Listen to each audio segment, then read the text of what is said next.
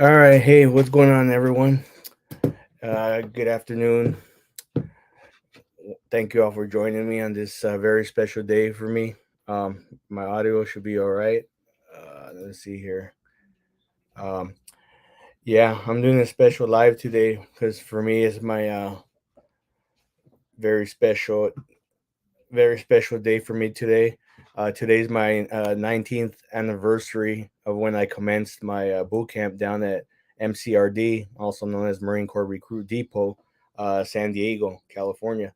Hey, Tommy and Amy. Hey, salute to you guys. So today's a very special meaning day for me. Commencing that day in boot camp in San Diego. It commenced my 8 year journey into my 8 year career in the United States Marine Corps. So I'm very proud and honored to be discussing that and sharing that with all of you today in this live. Thank you all for joining. Let's see what we got. Hey, Tommy. Hey, what's up, man? How you doing, brother? Hey, Hey man, I'm glad I caught this.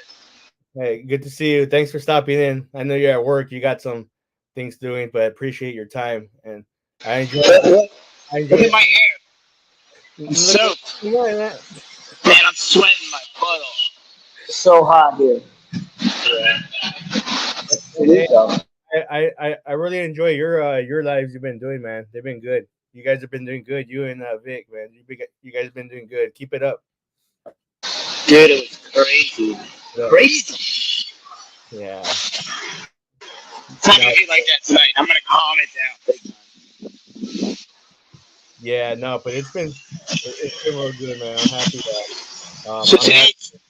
today's your anniversary, Robert? Yeah, it's my 19-year anniversary of when I went to San Diego, a boot camp, Marine boot camp there. Yeah, so that's why I'm real happy for that, you know. And that's 19 years. when I 18 years old, I went and started. When did you get out? Like when Uh, did you get out of the like what you went into the service, right? And like where yeah, you're actually in the Marines, but then you left and now you're in the contracting place. So I'm wondering yeah, how long 2012. were you actually in the service? Yeah, 8 years. I got out. Yeah, That's normal. yeah. No, usually people Where's serve four? Is years. it four? Yeah, 4 years. Okay. Yeah, I didn't do just four because I wanted to do eight. Yeah, I don't blame you. it was good because I didn't want to join the reserves also, so plus I took on an additional duty of serving in Yeah. the embassies overseas, but you know it's it's been great time, great tenure and experiences, and some experiences weren't the best, but they were there for a reason. I You went learned. I learned from mistakes and I gained my knowledge and everything, and it was great. Hey, Amy, thank you, Amy. Appreciate that. Um, yeah. Oh, Amy, your dad did 18 in the army. Man, I'm wow. gonna go share your live stream and see if I get some other people to Yeah, come no, over here. yeah. Go ahead, Tommy. Hey, no, thanks for I'm gonna stopping. stay up here. Just give me Yeah, one sec. yeah, I I'll go appreciate. share it. Okay, appreciate that. Yeah, Amy. Yeah, thanks to your dad. I appreciate your dad serving 18 or 20 years in the army, but his that you know during his tenure back then, probably during the Vietnam era, probably starting during that time, um, or earlier during World War II, the Korean War time. Those times were obviously different. It was a hard time, and different from can't really compare them from now. But I commend them a lot for that. You know, um, and that's why I look at things differently the way I do from our military these days.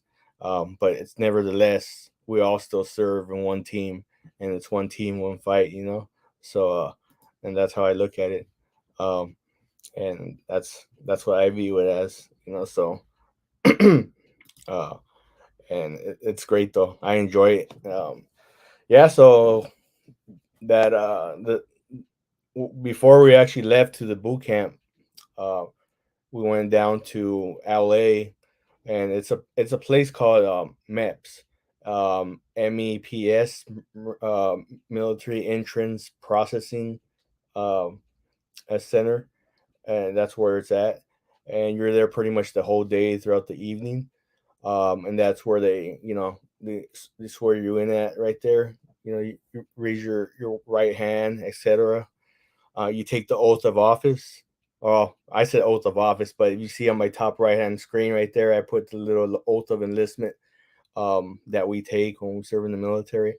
Um, Similar to what like the president of the United States takes his oath of office when he assumes the presidency, um, and just slight different words. The verbiage has changed a little bit, but that was a great time. Hey, Ice Cold Audit, it's good to see you, brother. Thanks for stopping in.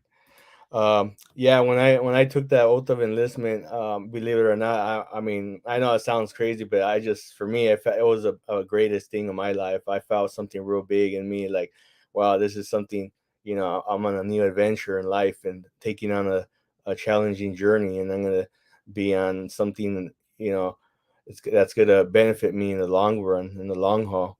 And at the time, my brother was already in the Navy and my sister was in the Army, so I'll be following in their footsteps. So far as also my great grandfather, who was also in the Army, and another one in the Marines as well during World War II. Um, Thank you, Tommy. Appreciate that. Yeah, appreciate you stopping by. Go ahead, take care of what you got to take care of. I know you're at work. Um, but yeah, no, that was like I said, that was a great time for me. And so that morning, 5 o'clock in the morning, we stood there till about the evening, probably about 4 or 5 p.m.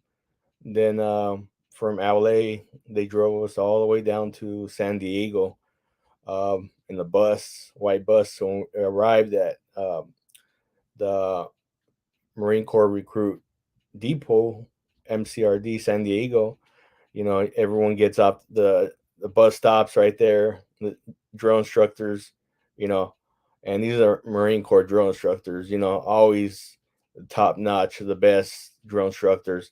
Like, it's like the most perfect person in uniform you can see, as far as even like drill instructors, you know perfectly creased pants, shirts, perfect covers, hats that they have as the drill instructors. um, Come on the bus and start yelling, to get off this bus.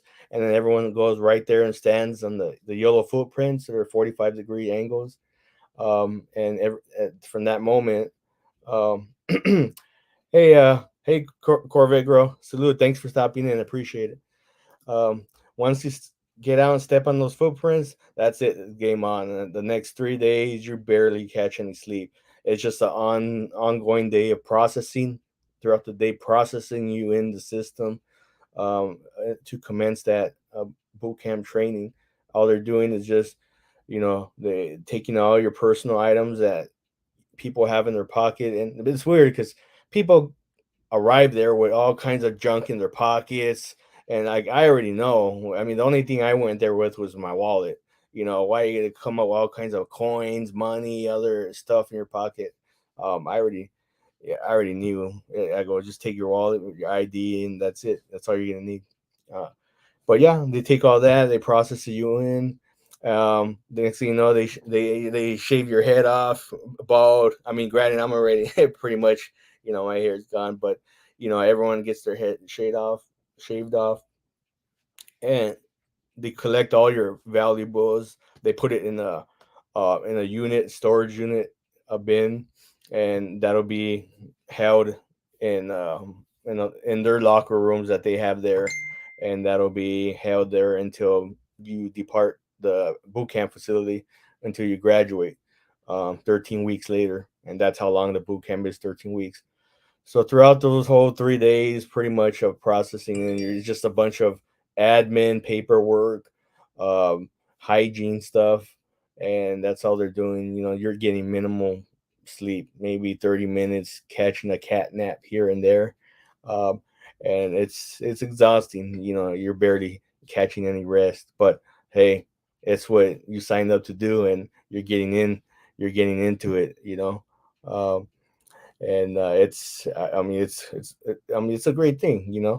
And finally, after 3 days of the processing, that's when you finally get it in. they assign you to all your individual your units. You got companies: Alpha Company, Bravo, Charlie Company, Delta Company, Echo Company, Fox Company, and you'll get assigned to the drill instructors and also those those companies. And you commence your 13 weeks of boot camp. Um, it's a great phase. You're issued a your all your items, your gear issued to you, your personal gear, your uniforms, all your your canteens to drink water, your personal your belts that you wear, the little what they call duty belts, uh, and that's going to be with you the rest of the 13 weeks they're there, that when you're commencing training. um, and so it's a great experience, and going through it, because you realize that this is something that you're in for in the long haul, and you're going to be going through some strenuous times there, and it's not going to be easy. And I went during the summertime in San Diego, and those of you that know San Diego or from the area know in July time frame, it's pretty hot down there. And for those of you who don't know San Diego, the Marine Corps Recruit Depot is literally right next door from right next door to the San Diego International Airport. So if any of you ever just landed, for a layover or anything at San Diego Airport, it's literally right next to it. So every day during training and at night when you're getting ready to go to sleep, yeah, you hear planes, taking off or landing throughout the day. You see the planes, and it's giving you that motivation too. Like you're like, man, another day is going by, another day, that's gonna be me in a few weeks. That I'll be on that flight back home. For many of those that were from out of state or up northern California, they go, that'll be my flight. Uh, so, but yeah, we were issued a calendar of our training schedule of what will go on. So they were known as T Day 1, T Day, TD, Tango Delta, T Day 1, T Day 2, and hey Zal, how you doing, Zal? Good to see you. Thanks for stopping in. Appreciate you. I hope everything's going good, Zal. Um, appreciate you stopping by, and you know, um, I hope I'm wishing you the best and everything. And me, I'm always here. You can message me anytime here on any of my whenever I'm around on the lives or anything. So you can always reach out for anything you need. I'll be around. Um, but yeah, going back to the training day schedules, the T Day 1 would be, hey Hebrew, good to see you, brother. Thanks for stopping in. Yeah, T Day 1, it would show what you guys would be doing. So let's say today you would be doing um martial arts. It would say what you would be doing in martial arts, what specific martial arts training, or T Day 2 would be swim qualification, but you won't be doing that early, But T Day 2 you'll be doing, example, it will show what each qualification would be. It would be 3 mile run, or it'll be rifle range qualification, but that's later on. But just give you an example. That's what it would show on the schedule. T Day 4, T Day 5. You know, um, it was sun. The hours there of the training is pretty interesting. I don't know if anything has changed yet. I'm pretty sure it might be still the same, but you get your 8 hours of sleeping. It's 2100 to 05, 9 p.m. to 5 a.m. So you get your adequate amount of rest, 8 hours. You know, for some that's plenty of rest. And but after working long physical days of training and everything, sometimes your body is not used to doing that kind of type of training. You wish you could sleep longer. But after a while, your body adjusts to the training, so you get used to it. Um, But yeah, no, you get your adequate 8 hours of sleep, staying hydrated, and when they wake you up in the morning, you know, usually about 4:50, you could kind of guess already when it's almost time to wake up because you'll see some of the drill instructors already walking in and out. Uh, Hebrew, I'm 5'9". Yeah, I'm 5. I'm not that tall. I'm basic 5'9". Yeah, I'm 5'9".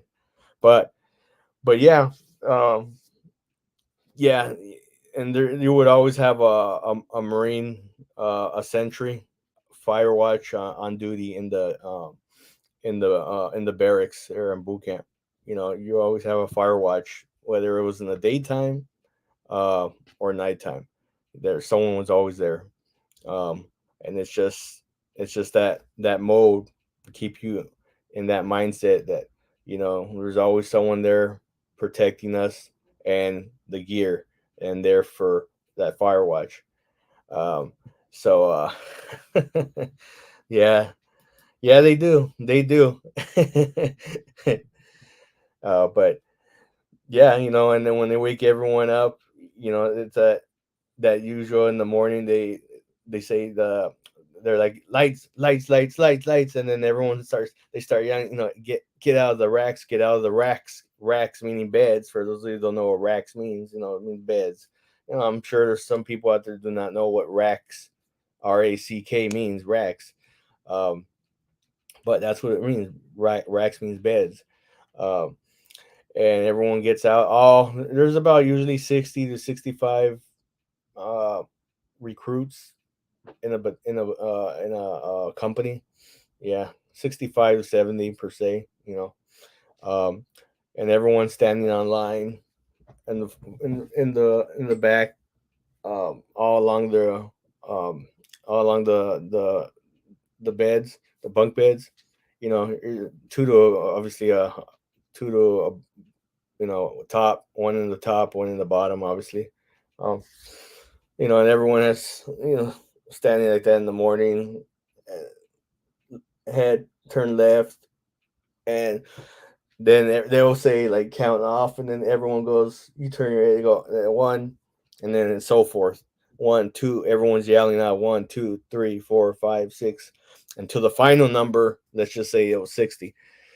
Then the last person will be 60, and then let's say the count is 60 United States Marine Corps recruits. That's what the last person would say to the drill instructor, and then that's how we would account for everyone in the morning. Same, that's how it went at nighttime too. Before bedtime, everyone would count off. And we have 60, so at least we know that at nighttime we still had 60 United States Marine Corps recruits. And when we did accountability last night, when we went to bed, everyone was still here. Uh, yeah, thank you, Hebrew. No, it's not two to a rag. I mean, I meant it's bunk beds, so one on the top, one in the bottom. Yeah, but yeah, that's how it went. Uh, in the mornings, they always someone was always designated. There was always two recruits designated for as they say, early chow, meaning early breakfast. That was the best because you could take your time to go eat breakfast. You weren't rushed, so you could go take your time, eat in peace. No one was not heckling you by the drill instructors. And then you had the late chow people, the ones who were staying back in the barracks, um, protecting the barracks. I like to say protect because that's what fire watch is. You're protecting, watching over the barracks and all the gear, equipment that's in the barracks for your company, making sure there's no entry by any, you know, enemies or intruders from the recruit depot. So that's what's being instilled in the mindset is you're watching, overseeing all the property from all the recruits from your company. Let's just say your alpha company on the top um, barracks, and then on the first floor you have Bravo company. You know, you're just ensuring that there's no intruders. Maybe someone from the first floor from Bravo company barracks is gonna go upstairs into the Alpha company. You know. Uh, hey Dagmar, good to see you. Thank you for stopping in. I appreciate it. So that's getting you in the mindset of watching your property, protecting the barracks, and so that's how it went like that. And and from there on throughout the day you just commenced whatever training day activities you guys were doing, and you're of course marching throughout that day everywhere you go you're marching. It's not you're just zigzagging along, walking along the walkway however you want to proceed. It's What's up? hey, what's up, Maggie? What's going on? What's going on? Not much, man. Just giving my little brief story here of my boot camp uh, experience. Uh, and Yeah, people. So that's what it was. It's like everywhere you went, it's marching. You're doing drill everywhere. It's not you're just tagging along, zigzagging along to the restroom or that's outside or wherever. You're marching everywhere. Even on Sundays when you went to church. If you went to church, you're walking with a partner. You're not marching, but you're walking in step. Meaning you're not just strolling along and however you want to walk. It's always maintaining that professionalism, that military mindset that's instilled in us. Yeah, you were there for a reason to be professional, and that's why we're being taught this. Um, oh yeah, Amy, you still remember the address? That's funny. I forgot all my addresses. I think I remember some zip codes though, but that's about it. Uh, But I yeah, don't and remember none of my addresses. yeah, I don't either. Only I think some zip codes I do remember. I'm sure a few of them are still getting mail for me, and they're like, "Who the fuck's this dude?" Yeah. Oh, some dude that's So, been gone for 16 years. man, yeah, that's great. The funny thing is in boot camp, like when I was there on Sundays, like we actually for like we had a few hours of like us time for me time, and since I was there in July, like some reason like we I was able to get the paper. So and I it's really no one reads newspapers no more, but I was happy to get it. I was reading the LA Times because it was the election year time in 2004. So I mean I like politics, so I was into reading the debate, what was going on at the time in politics about it was at the time it was like I think it was Bush and John Kerry who were running for he was running against him. So Yeah. I was reading what was going on, and that was and then the funny thing is too because at times um, you would go to church because of course they offer all services for all religions there on the boot camp base. It's not just catered to one religion. They have every religion, whether it's Muslim, Buddhism, your Catholic, Christian, or evangelicals, or Yeah. Jewish, or whatever. And it's funny because there's times though.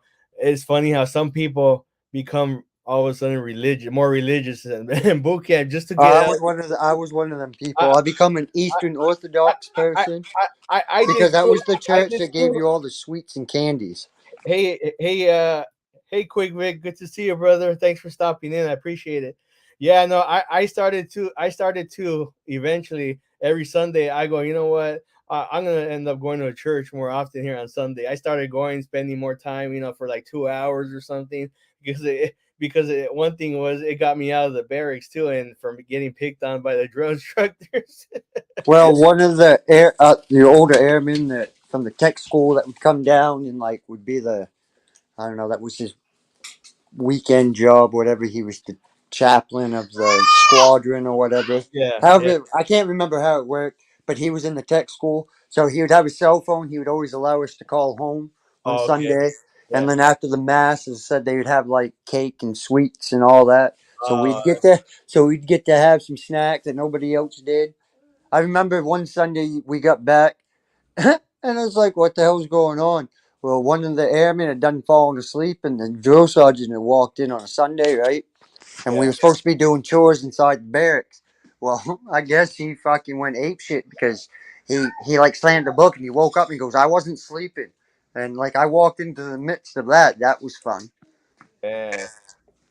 Yeah, that's crazy. Well, but yeah, that's all of a sudden and at the end, when getting close to graduation, you get a certificate that you completed the church, the course for the couple of weeks that you're going there. I still got mine. I don't have it here, but I'm not at my mom's place. I'm at my sister's place.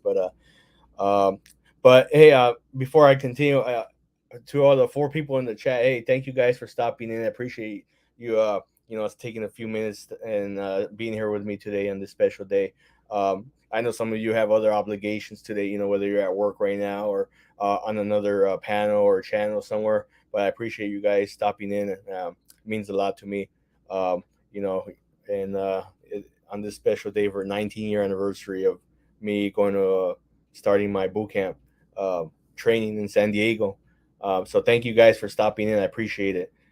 Hey Marley, good to see you. Thank you for stopping in on my special day today, and I appreciate you.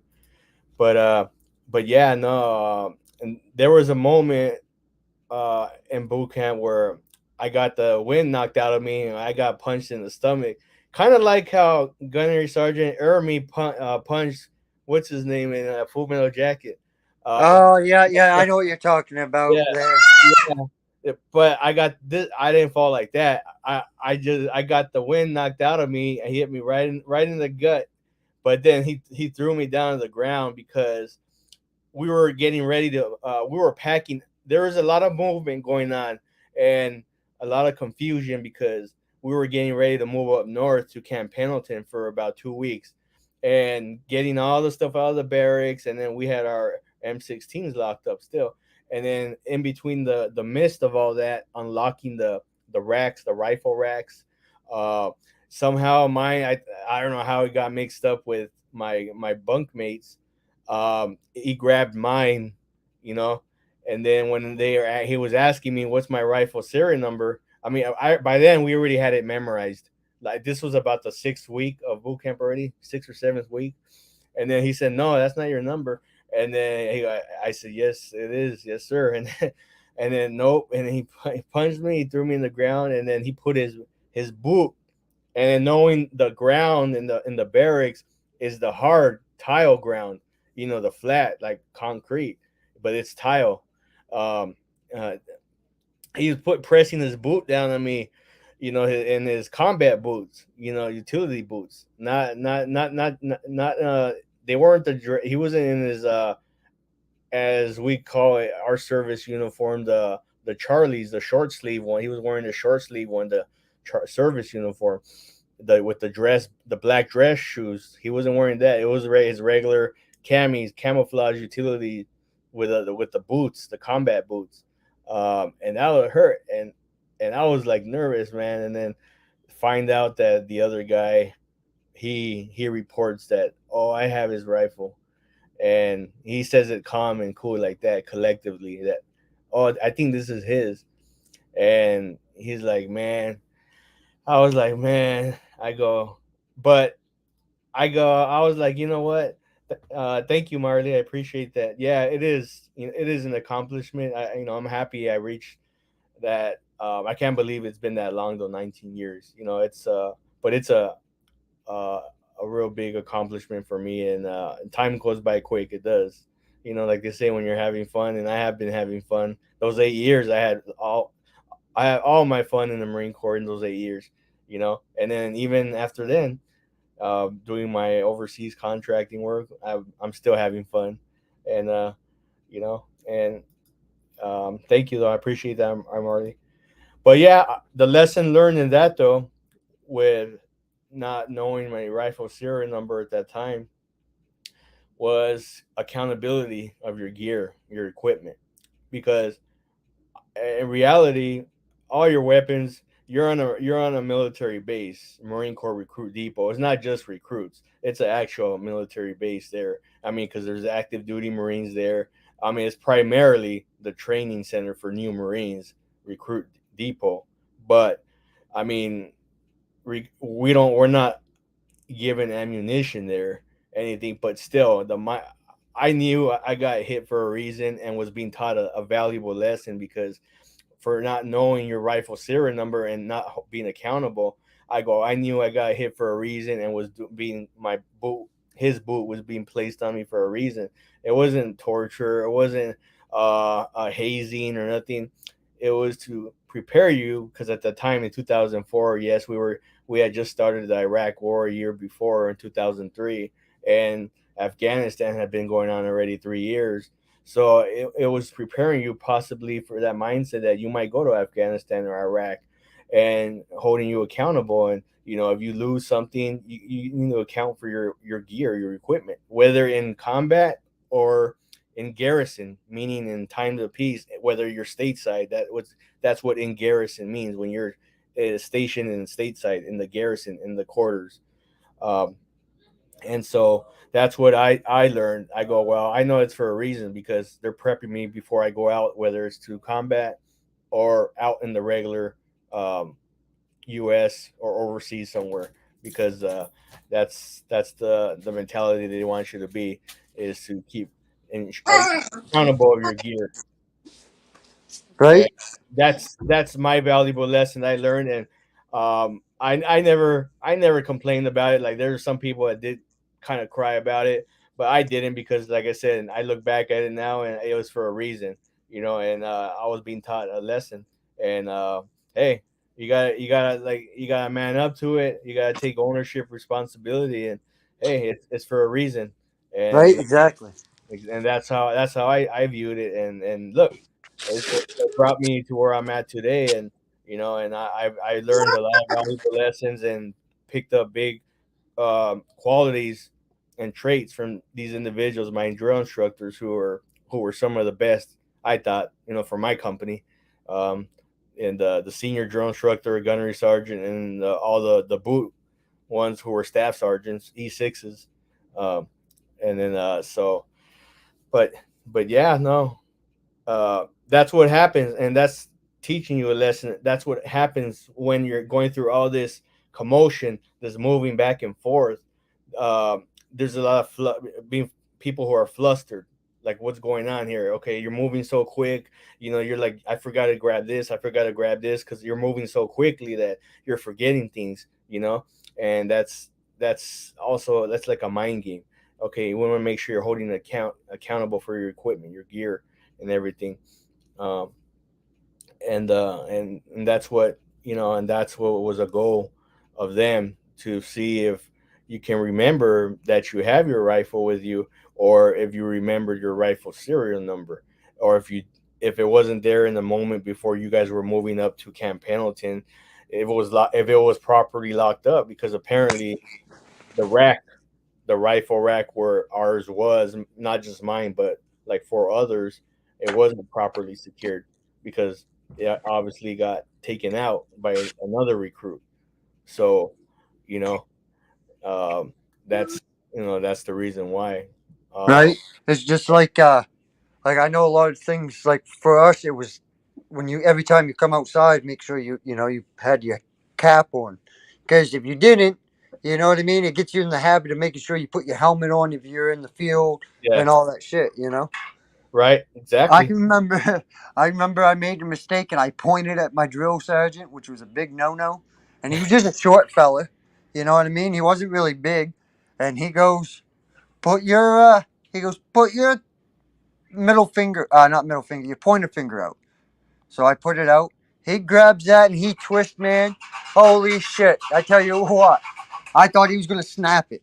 I learned not to fucking point. Yeah, that's one thing you don't do in boot camp.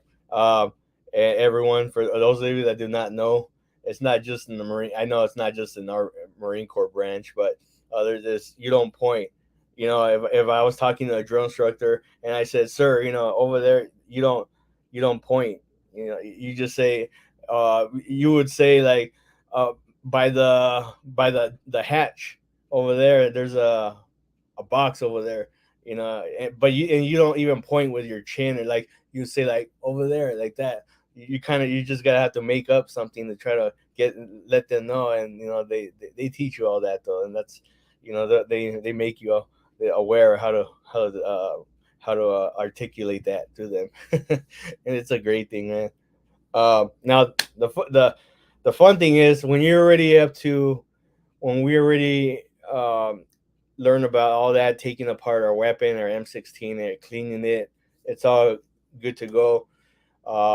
When we already start moving up north to Camp Pendleton, which is about, I want to say about an hour north of San Diego, um, that's when we're there for about, I want to say about 2 weeks.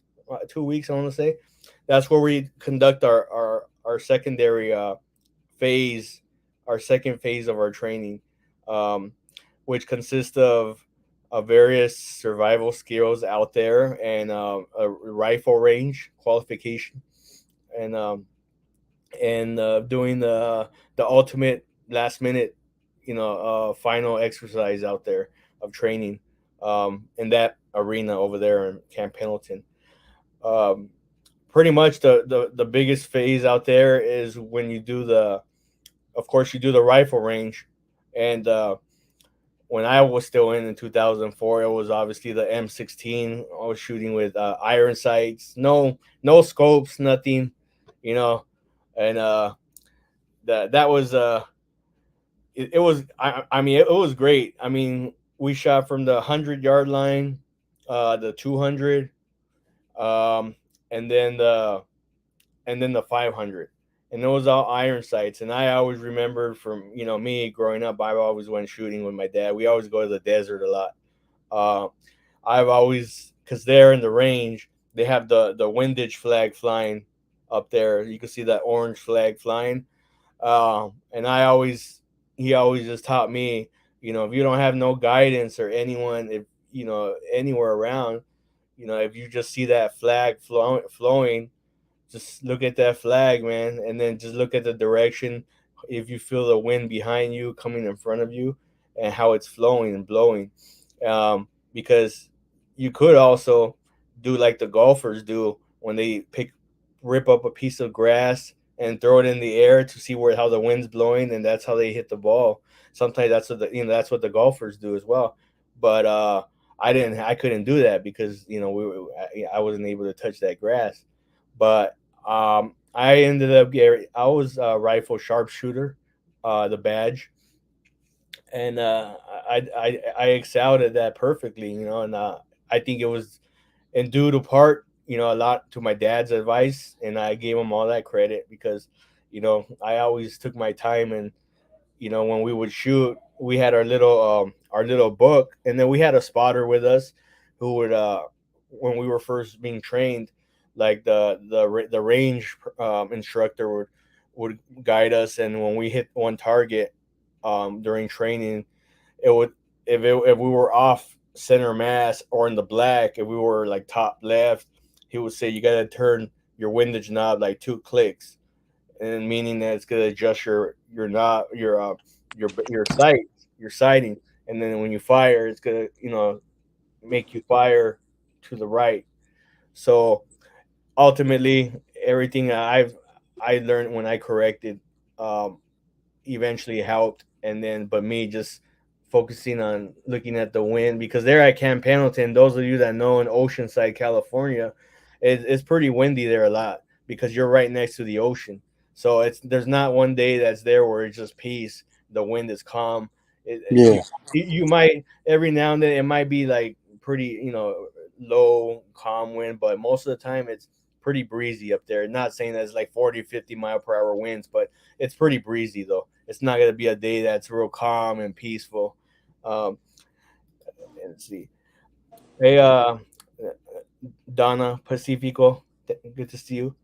But yeah, no. Ultimately, I did good, and then the final phase of being at Camp Pendleton is a 3-day field exercise where you're only given 3 meals, MREs, meals ready to eat, and you got to make use of how you're gonna survive utilizing those 3 meals. What is it there? Isn't there like 2,800 calories in one MRE? Isn't that what they Yeah, say in yeah, there? Something like that?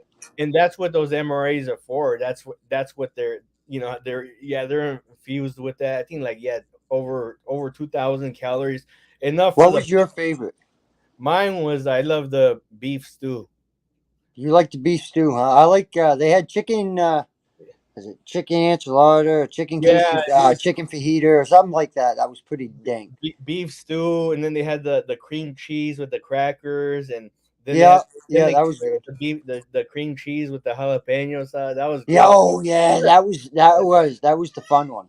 Yeah, but you just and yeah, and these MREs people, I'm sure many of you know what the MREs are, but they're in there to keep you actually like constipated and to make you last, so you're not out there in the field. Oh shoot, I got diarrhea. I gotta and it's made to keep you like that and full, so that you're not constantly hungry. That's what all those calories are there for. Plus, you're out there training all the physically active out there, that those calories are there, infused with calories, and that your energy They levels are also there. said if you were in a hot environment too, to toss like anything with caffeine in it because it would Yeah, dehydrate you faster. yeah, because they did come with little packs of coffee too. I remember. Now, did they did they have you take a swig of the water then spit it in your bag, or did they just have you pour it in? No, they just had it imported in. Yeah, Cause see, some of the instructors with dicks would make you have to fucking put it yeah, in your mouth, then swish it around, then spit it in, and then others would just have you pour it in from your canteen. Cause he's like, well, you might as well yeah. not waste the water. You might as well get something from it. Hey, Otakan, good to see you. Um, but yeah, no, in those 3 days though, and what you're doing is, yeah, you're they're trying to see your mindset as well, how you're able to conserve your food, to make it look like, well, if you were stranded out there by yourself with or a buddy with 3 meals, can you last? You know, Yeah, you're taught all the life survival skills. We're taught out there land navigation, how to use a compass, and many of you have you seen those military maps, and then the colors, the crayons, how they draw the little colors and stuff on the maps. Um, and believe it or not, we still use compasses in the military. Those of you may say, "Nah, you don't use phone or GPSs." No, there's certain groups that doing land navigation that will use the compasses when they're out there doing their land nav. They're not going to be using no GPS or electronic GPS. It's going to be the actual compass. They're still out there with compasses, um, and that's as accurate as it's going to get, because when they're drawing it on that map, on that physical map, and providing the locations for, like, whether it's these jets or aircraft or anything like that, it needs to be as precise as possible. And if you're out there in the field with electronics and anything, that could be picked up by signals intelligence people who are adversaries of other countries or something. So you can't have someone that's going to be jeopardizing your location by utilizing any electronics out there if you're in that situation. So that's one of the primary reasons as well. Plus, if there's no electricity or signals out there with phones or any other type of GPS systems, uh, they do have some equipment like that GPS that prevents adversaries from, like, signals, they're encrypted and stuff like that. But you still have the ones that are using the compasses, um, and like that. But yeah, they teach you all that though, the life survival skills, and in those 3 days though, you're doing all kinds of obstacles, utilizing your battle buddies, and it's getting you to think, like, you go through this obstacle course right here, and it has a certain way of how to come across it. That obstacle will be like, okay, you have to like shimmy down that obstacle, but you have to have your battle buddy with you. And how you gonna do it? And you have to carry an ammo can with you as well. So, hey, King Corso Mom, good to see you. Thanks for stopping by. Um, let's see. Hey, Victor, appreciate that. Thanks a lot. But yeah, no, you'll have to have carrying a battle buddy with you with an ammo can, and so they make you utilize your head and think, how am I gonna overcome this obstacle with an ammo can, and I got a wounded battle buddy here, who can't really walk, so I'm gonna have to fireman carry him over this wall, and I still have to carry this ammo can. So it's making you think, and they get you to utilize your mindset, because again they're prepping you for, you're gonna be out there soon in a combat situation, and they don't want you to you know they don't want you to freak out and leave your buddy behind and all that stuff. So that's what it's there for. The final thing is the what they call the ankle breaker. Um, that's the mountain, um, that you hike up, at Camp Pendleton. It's all there along the shoreline. It's the mountains. Um, but I can't remember. I forget that long course, but it's a 3 mile hump.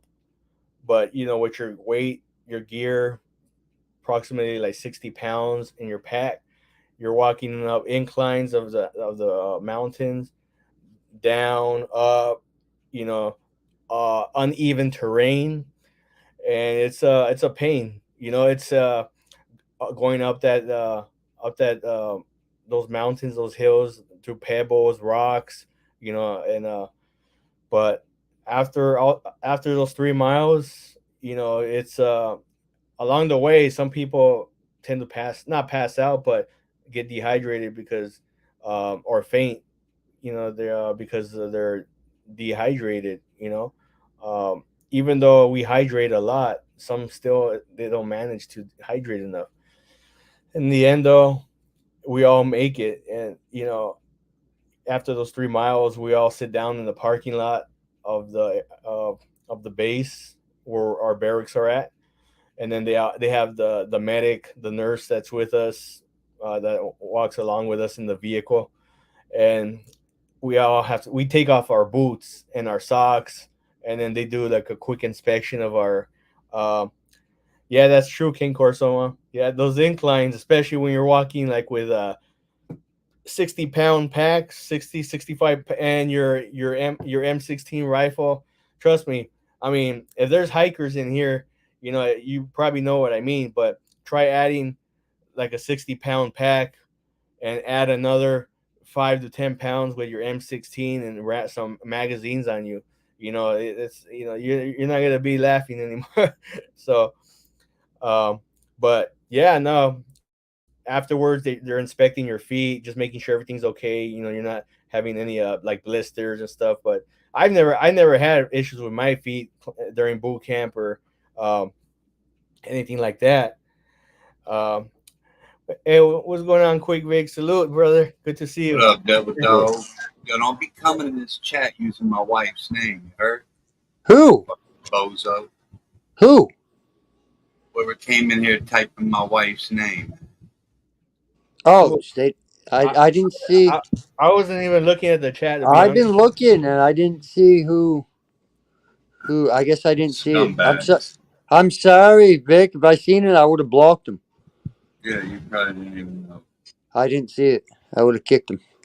Yeah, yeah, no, Who You wrote probably that don't shit? even know my wife's name. I don't believe honestly, I don't believe Her I first remember. name is Donna. And coming in, Oh, here under her full government I name. did see that earlier. I did see that earlier. That's a troll, whatever. I had acknowledged it too. Is this Tommy? Show your face, Tommy. Yeah, I All saw. right. Hey, I did show my face. What up? yeah. Oh. Hey, Tommy, what's up? Welcome back. Oh, Leggy, you had me? Yeah, sorry. Yeah. Sorry, Yeah. I fell off, bro. Sorry about No, that. no, you don't have to be sorry, brother. You're In the good. middle of work. You're Fucking busy. asshole. I like your story, man. Loving your story here, bro. I didn't mean to But cut into your and time. Continue it. equivalent, that 3 mile hike that we do in the mountains of Camp Pendleton is similar to what like the Romans did in during their combat environments and stuff. I can't remember what it was, but it was similar. And if you notice, a lot of things that I know that we go off of our military. Like I know a lot, like the Marines do. A lot of our stuff is based. We go off of the Roman military. If people haven't realized that, we like how we have our guidons. Like whenever if you're in the field, how you have the tent set up. Like whenever the colonel and the general are at their tent, I know us we have a Marine posted there as well, and they'll have the guide on flag, um, right there, and so it shows that that's the commanders there in charge of the whole command, and so we're basing off a lot of our military. We go off of the Roman, historical military background as well, and that's how we base it off of, and that's what a lot of people don't realize, and we go off a lot of their values and some of their tactics as well, and some of our history that was taught. Um, they told us in the classes when we were taught uh, some of the basics of the like Roman strategies that we still use in effect today, even though we're in different, obviously times of wars today, but we still use it, you know. But it's just changed in a different manner, but we still use it. It's just like the bayonet, you Yep. guys carrying the bayonet and the Yeah. sword and all that shit. Yep. Yeah. But hey Zal, hey Chirpenberg, good to see you, and Dagmar. Um, but yeah, no, that the completion of that 3 mile hike though. Yeah, after, like I said, I never had no issues with my feet. They're all boot camp. Some people after that 3 mile long hump and all the obstacle courses had, blisters and their feet were in pain and everything. And I never really had no issues. I was just like, oh man, my feet are tired. I could use a good foot massage right now. That was it.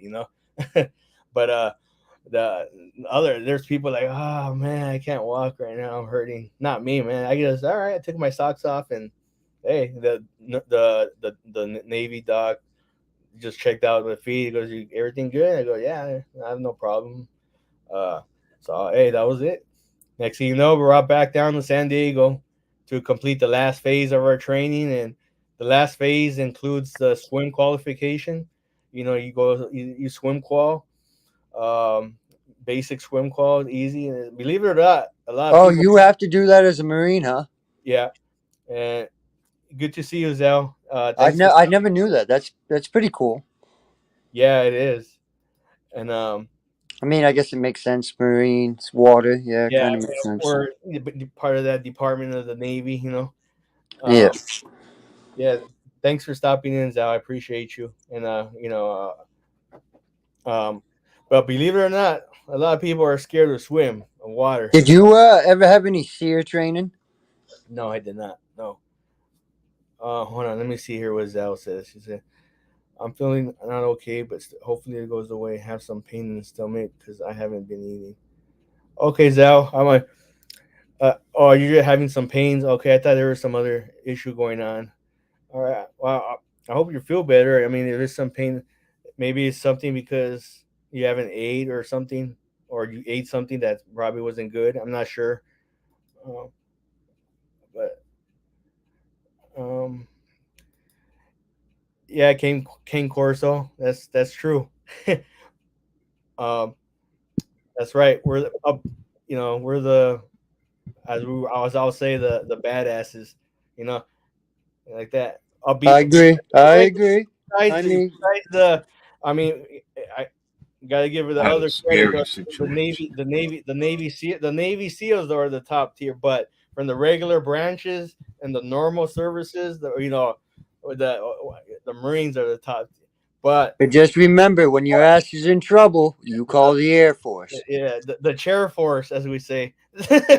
Fuck you, you damn jarhead. I know, right?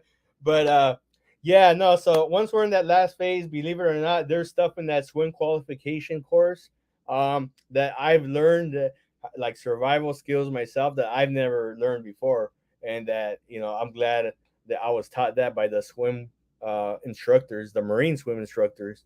You know, how to survive in water and stuff that I never thought about. So good life survival skills. Um, and ultimately, by this time in that phase already, the last maybe 2 weeks, you're already top notch already. You guys are already been you know um, battling it out in the martial arts training. You've been doing pugil sticks. That's fun. I love pugil sticks. That's the first time I ever did it in boot Yeah, camp. buddy. Pugil sticks was fun. I've never done that. I've seen it on TV and stuff, and that was the best time of my life ever. And the instructors they were like, you see him, you ready to go kick his ass? And I was like, hell yeah, man. And he goes, well, go get him as hard as you want. Go do whatever you want. I don't give a damn. He said, good. I was like, Love damn. you. I was like, the instructor's telling me that. So he goes, well, he's got headgear, everything, protective gear on anyway. So it's not like, so yeah. So I went at him. It's just like, boom, boom, boom. That was fun. That was the best time ever I had. Um, and then the what is it, the rappelling off that tall tower. That was scary, to be honest, because you're way up there at the top of the tower, and you're out in the open, and you have the zip tie on you, but it's not zip tie, but the rope.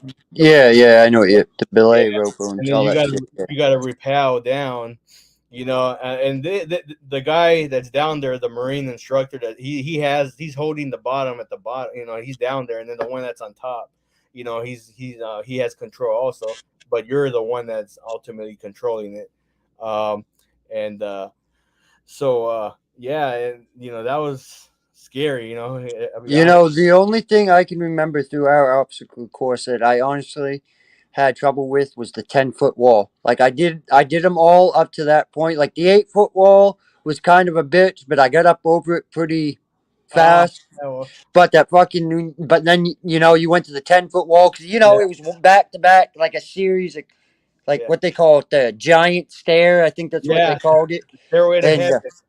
yeah, dude, that was a fucking pain in the ass because you had to. All it was one rope, so you had to self climb up on this Yeah, fucking tiny ass rope. Uh, yeah, that was the. I mean, that was it. Reminded The me ten though. foot. It reminded me of Full Metal Jacket. That part. dude, there was a guy that Hey, True, what's he, going he on? took that 10-foot wall, man. He was up and over it in like 2 steps. I shit you not. Like it was crazy. Yeah, that was. But I know some people with their long legs. They have these long legs, and Yeah. they climb up that thing like nothing, man. Wasn't even that. It was just he had hops, man. Like he just boom, boom, like up and over. Like you know what I mean? Have Because strong arms because the too. rope had the rope. He like it was weird. He sprung up, grabbed that rope, pulled himself up, and like sprung up again at the same time, and it was up Yeah, and over. It was I got fucking you. quick. I got you. True. Yeah, King Corso. Yeah, that's one of my best. And I was fortunate enough to meet the gunner sergeant Arami in Japan in 2006. I bought his book when he was on the book tour, and he stopped over there. I bought his book that he came out with. Um, yeah, let's see. Yeah, that one too. That's right, Amanda. Be right back, Rob. Just got to throw some food in the oven. Okay, yeah, no problem. Yeah, that one, that part too, Amanda. That one right there, when we had to crawl through a concrete tube under the mud with our gear on, our battle rattle, as she says, yeah, and under sea wire, concertina wire, that yeah, that was for a little bit, that was kind of scary, to be honest with you, because some people, when you're crawling under the mud and muddy water to get under sea wire, and then you have to go into a tunnel in mud water. Some people are get nervous about that stuff. Because they're like, oh shoot, I can't.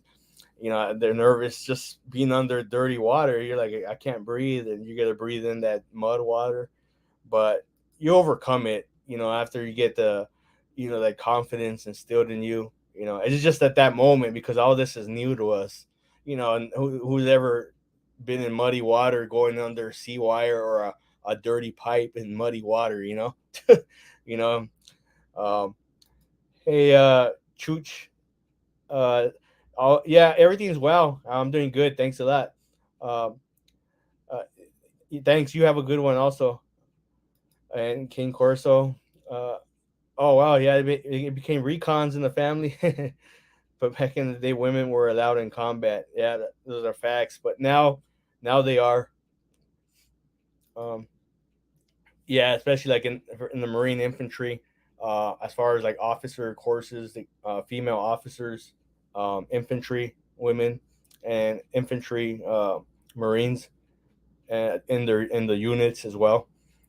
Um, but yeah, going back to what I was saying, completing the nearing the towers and stuff. Then we completed the gas chamber. And that's another thing that yeah, it freaked me out a bit too first because all this is new. It's like who's gonna go in and say put your gas mask on? You're gonna be in a gas chamber and. I'm pretty sure someone's gonna be all cool and calm about it. All right, let me go in the gas chamber. I'm pretty sure most people is good. It's gonna strike a nerve in them. It's gonna be like be some nervousness, because again, to all of us, that's all new. When you go into a gas chamber and then you have your full mop gear, and mop gear meaning that's all the gear you wear when you're in a gas environment, chemical environment, with the mask, Yeah. and then they inside, and then they light up the gas canister, and then they make the smoke go around, and then they after a few seconds when the gas has circulated throughout the chamber, they have you take your mask off for about 10 seconds, and then you start doing little exercises in there like jumping jacks, and then like just jumping in general, like high knees, like kicking your knees to your to your chin and stuff like that. You start doing that, and then going around in the circle, uh, and with each other, or walking around the chamber. Um, and there's some people that actually like freak out and panic, and like they just run out, you know. But they have the instructors that are there for them. But I mean, I donned my mask too early, and then I had to fucking try to reseal my mask after I already been exposed, and then it leaked, and then I had to do the whole fucking, the whole saying paragraph, whatever the fuck you had to do. Oh, that sucked, man. So instead of 15 seconds, that was about a minute. yeah, Fucking no, snot and snot and snot yeah, just pours. it's not, and it's just like, wow, man, it's just like it wouldn't stop coming out. I was like, man, Did they make you come out with your arms out and then walk with your eyes closed and walk yeah, around in a yeah, circle? you're Yeah, kind of like that, yeah, yeah, that's what they had us do. Yeah. yeah. And then that was then, and now I think I forgot what the first mask was, what model was, but the one Yeah, now, I don't know what mine was. I think the one now is still the M40. Um, no, not M40. That's the weapon. I'm thinking of something else. I forgot what the model of the mask is. The one that just has the. I think there's one canister. Is there one? The I feel like ours might have had two canisters, Yeah, possibly. Maybe it was one. yeah, I can't remember either which one we had yeah. because I feel like They maybe changed. we got issued the double one Yeah, we in got your the chem double one. bag. Yeah, I think that's what it was. I think you get issued one in your chem bag. It's a double one. Right. Yeah, that's right, Amanda. Yeah, they might be. I don't know about. I don't know. I'm pretty sure maybe the Marine Corps has uh, reverted to that.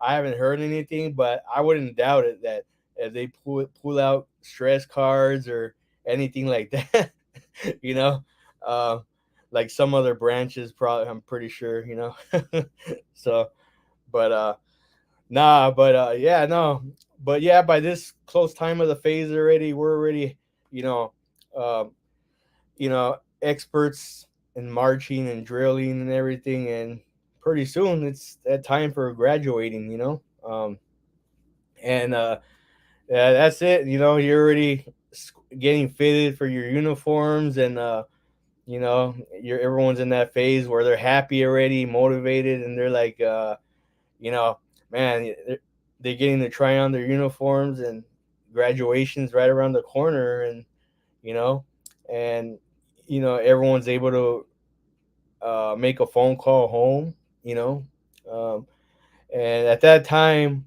like we were still writing letters in boot camp, actually physically writing and mailing a letter with a stamp. So then this was 2004. We're not talking about 90s or 80s. This is 2004, where we're actually still writing and we're relatives, parents, they can write letters to us too, and we received mail. Um, we were able to receive mail too. So that was a big, motivational thing. Of course, that someone would always appreciate, and for someone to receive mail, because you're like, oh man, the letter. You're always wondering what's going on back at home, and at least someone cares. Your brother, mom, dad, any relative. You because you see everyone else getting mail and you didn't get mail. You're just like you're just sitting there and oh wow, I'm just here. um, hey, Dagmar, you visited some concentration camps and gas chambers. Yeah, I could imagine, man. But those gas chambers though those are different. Dagmar, I forgot. I couldn't compare our boot camp training gas chambers to the ones there in those concentration camps. Those are horrible. I mean, what was done. Um, yeah, man. The deal. Writing letters, and I came. With a. Actually, I was able to keep a booklet of stamps.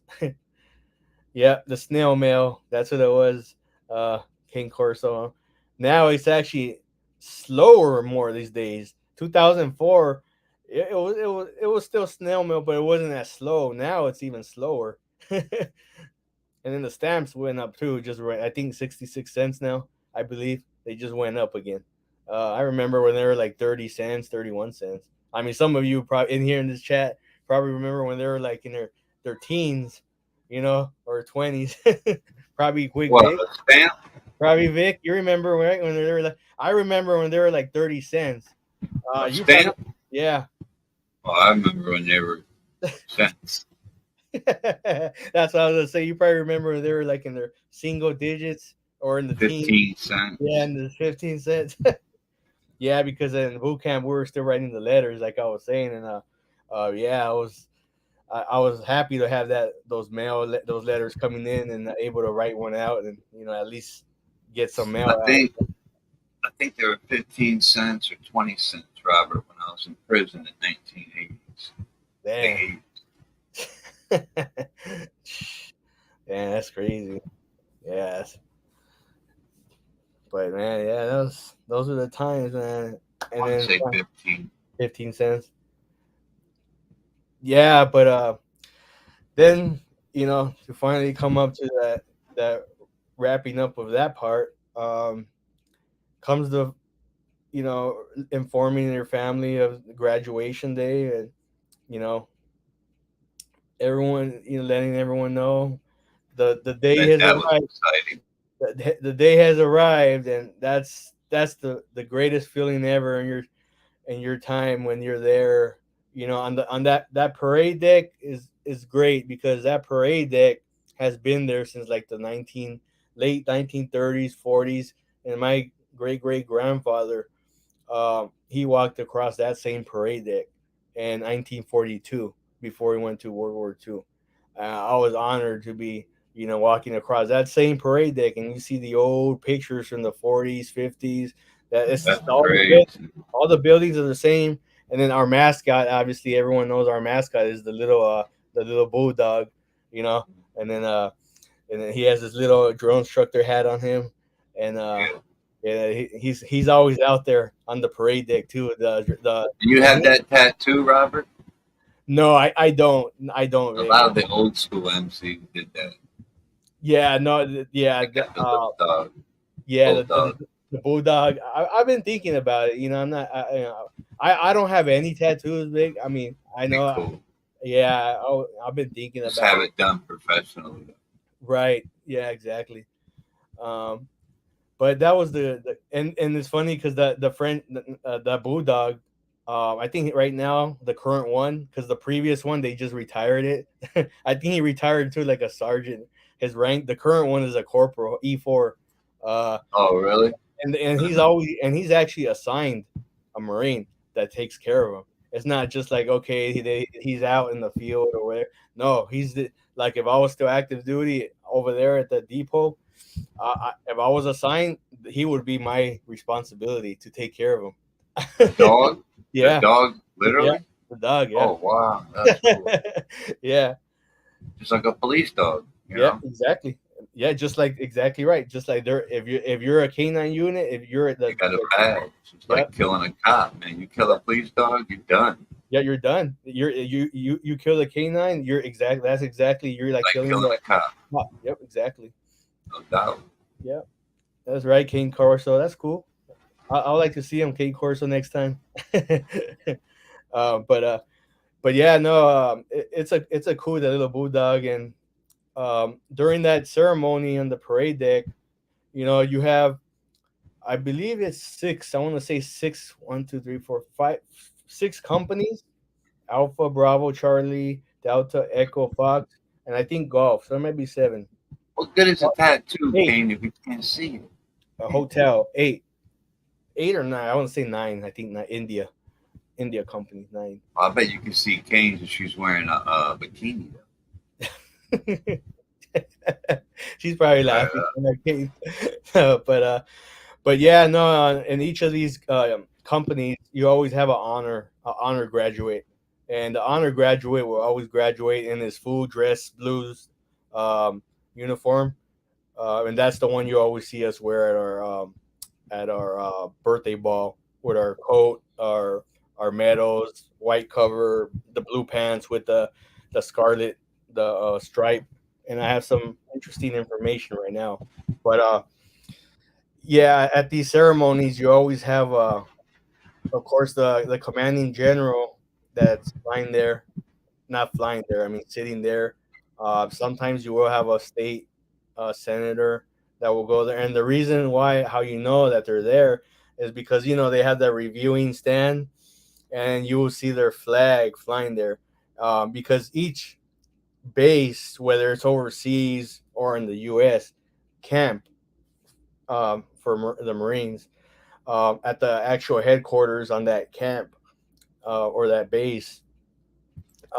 If the general, the commanding generals in the headquarters, I mean, his flag is flying, whether it's a 1 star, 2 star, 3 star. You'll see his flag, like the one for the Marine Corps Recruit Depot.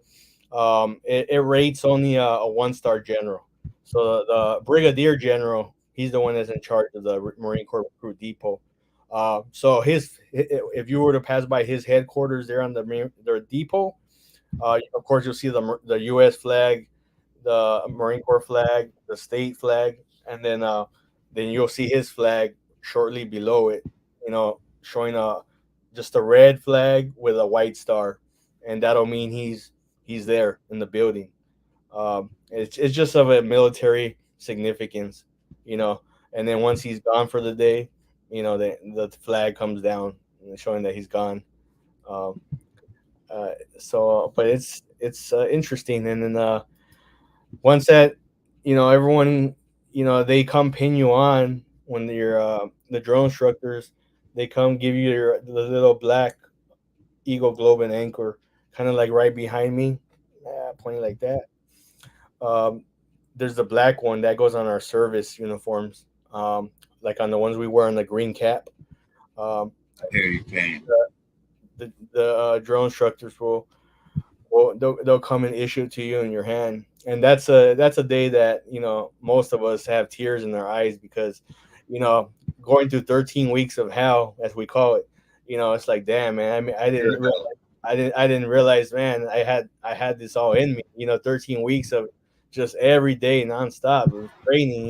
You some people don't realize it. Like, man, A lot of people don't make it, Robert. Help. exactly. And believe it or not, there were some people um, that were even in better shape than I was. I didn't go like in Right. fit shape, and um, yeah, I was, I had just been preparing myself the previous. I had just been doing my workout. Especially mentally. Yeah, A it's lot of more people so ain't prepared mentally. it's more so. That's right, Vic. It's more so the Mental. mental part. The mental Yeah. part is what gets the people. It's not so much the physical. I couldn't Everyone. take it. Somebody Yeah, screaming in my face and shit. yeah. And some of it, a lot of it, when that would happen, I wanted to laugh though because it's just so funny the stuff they would say. Yeah, yeah. It's like in Full Metal Jacket, like Gunny But if Erm. you laugh, you get Yeah, fucking yeah, you might get, get yeah. backhand. They would tell you to get into the quarter deck. The deck would mean in the front of the barracks by the drill instructor's office. Like they'll send 3 or 4 of you guys, and then they'll start. Like now they would consider it like hazing. Like they'll start saying, okay, start doing jumping jacks now for like 10 seconds, and then they'll say, okay, get down on the floor, 3 push-ups, and get up now, jumping jacks, get back down, get up, get up. Oh, This is man. yeah, that would probably be considered hazing. I don't consider it hazing. I consider it's a physical form of physical fitness. But Yeah, it's punish. You could punish them in a way like that. But yeah. other now it's so sensitive these days that someone will complain because they know they can't. They that they're hazing me and they could get Oh, they away. don't do that no more? Not so much. They can't really because someone it could be considered hazing. You Oh, know. these sensitive bastards. Yeah. So Jeez, yeah, it depends on how it can be. Um, that's crazy. yeah, right, King Corso, right? Yeah, people are yelling and screaming. Some of the stuff they say though is funny though. That's why I already knew though when I was going though I could deal with it mentally because I mean it's just though the yelling though sometimes I'm like damn man sometimes they give me a headache. I'm like right before bedtime I'm trying to go to sleep. I don't want my head to hurt. uh, but Yeah, just come to Tommy D's at night. You'll hear a lot of that. Yeah, Oh, shit. no, no, I love you guys. I love Tommy D and you. What you guys Oh, are my doing. I God. love it. Nah, I but had a headache that, last night. Yeah, listen, it's not going to be like that tonight, but I am going to address some things, and I have to talk about these things.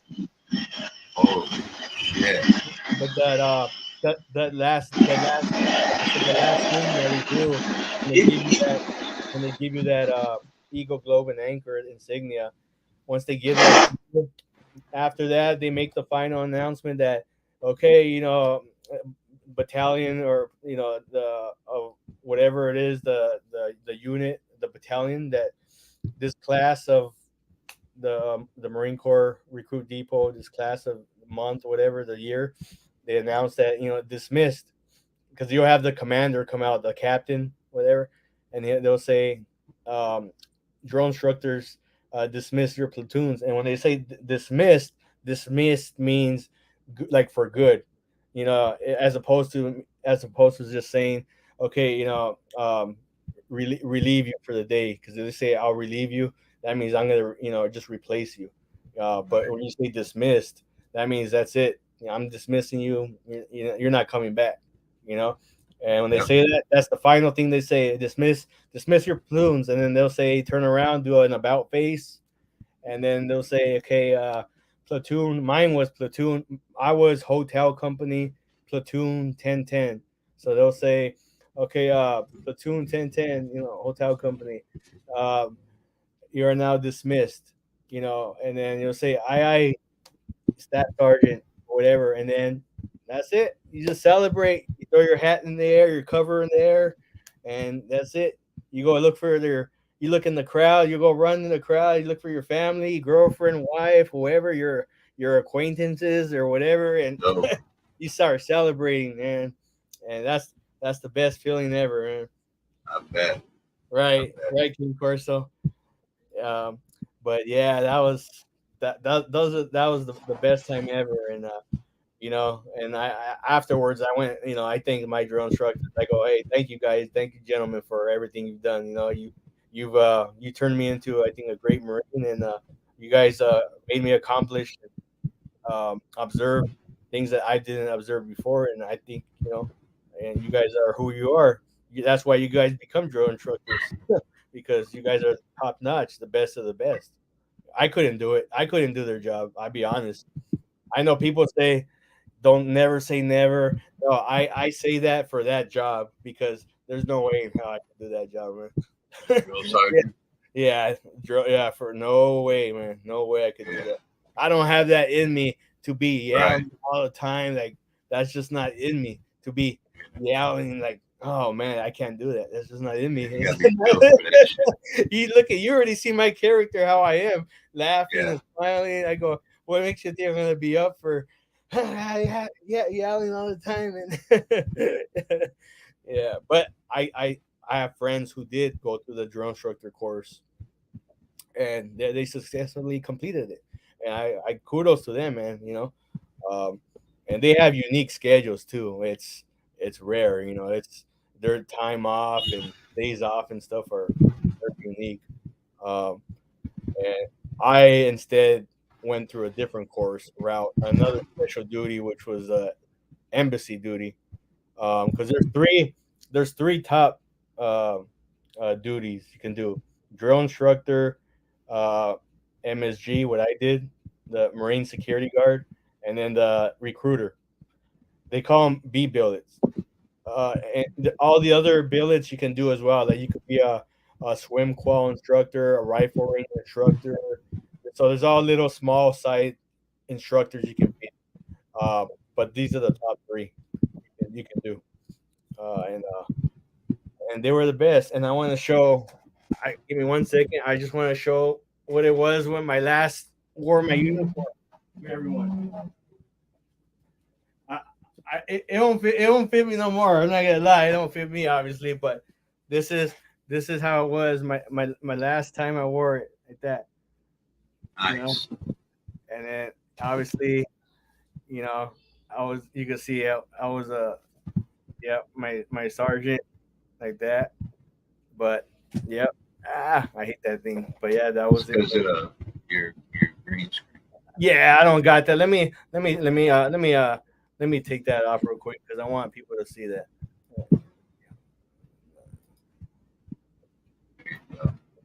Yeah, there you go. So That's how it was right there. Yep. There you go, everyone.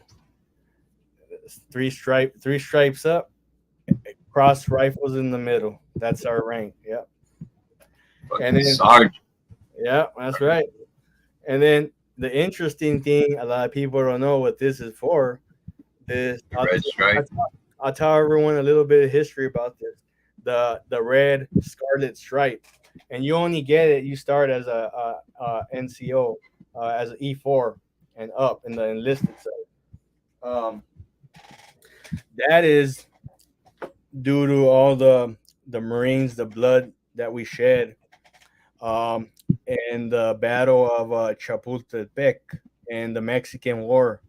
I believe that was in 1849.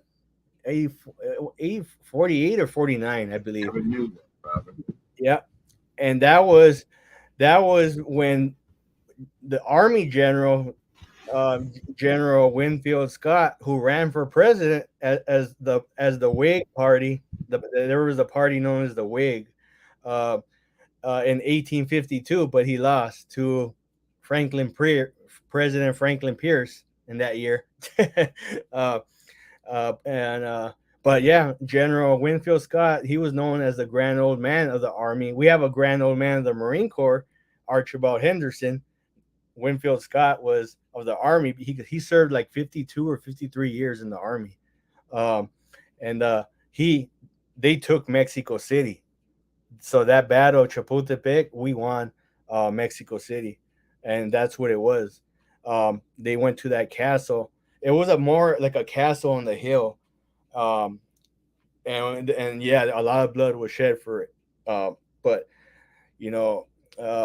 he took his army and went down there, and the castle that was up there had the pole, the flag flying up there, the Mexican flag, the old one first, and what's it called?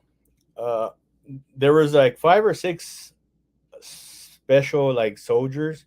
I think they're known now as the like the heroes in the Mexican history, because one of them they didn't get captured. He jumped from the castle, wrapped around with the Mexican flag, as to not get captured.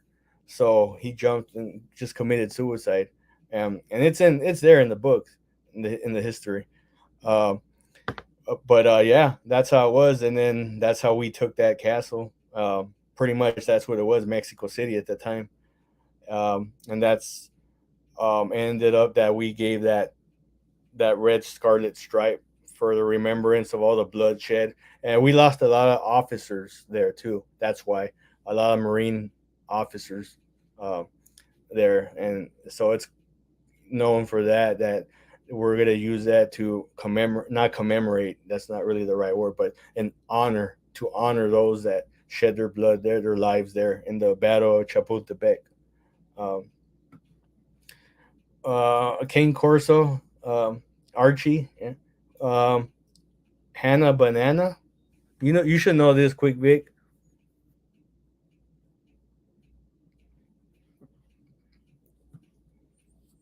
Let's see, but yeah, no, that was the most interesting thing about that battle. That um, we're taught that when we have our classes throughout boot camp. You know, of course, we're taught our military history, and that was the Battle of Chapultepec. Um, that was for Mexico City, the Battle of Mexico City for the Mexican War. I know it's a great, interesting history for those that don't know about that. I encourage people to read about that battle because it wasn't that long. It was only, I think it was like 2 days, 2 or 3 days. I think September 12th to about like the 14th or 15th, around there.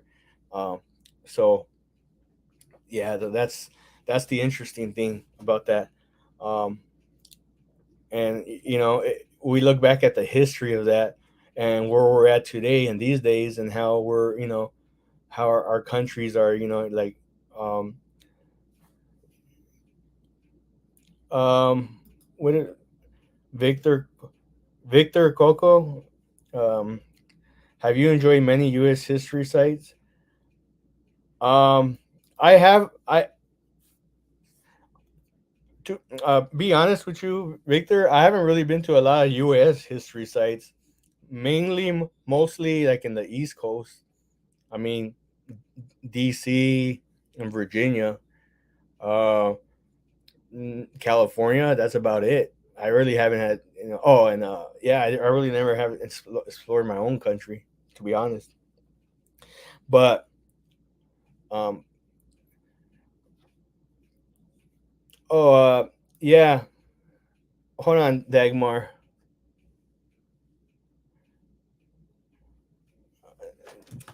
Can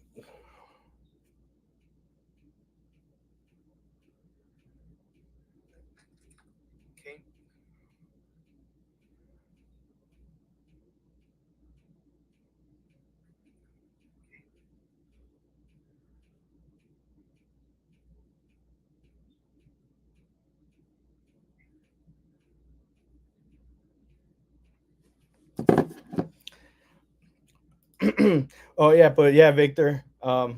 Yeah, I really haven't been to a lot of U.S. history sites, historic sites. Like I said, other than other than the D.C. side, Virginia, um, New York. Some of their historic sites, and that's about it.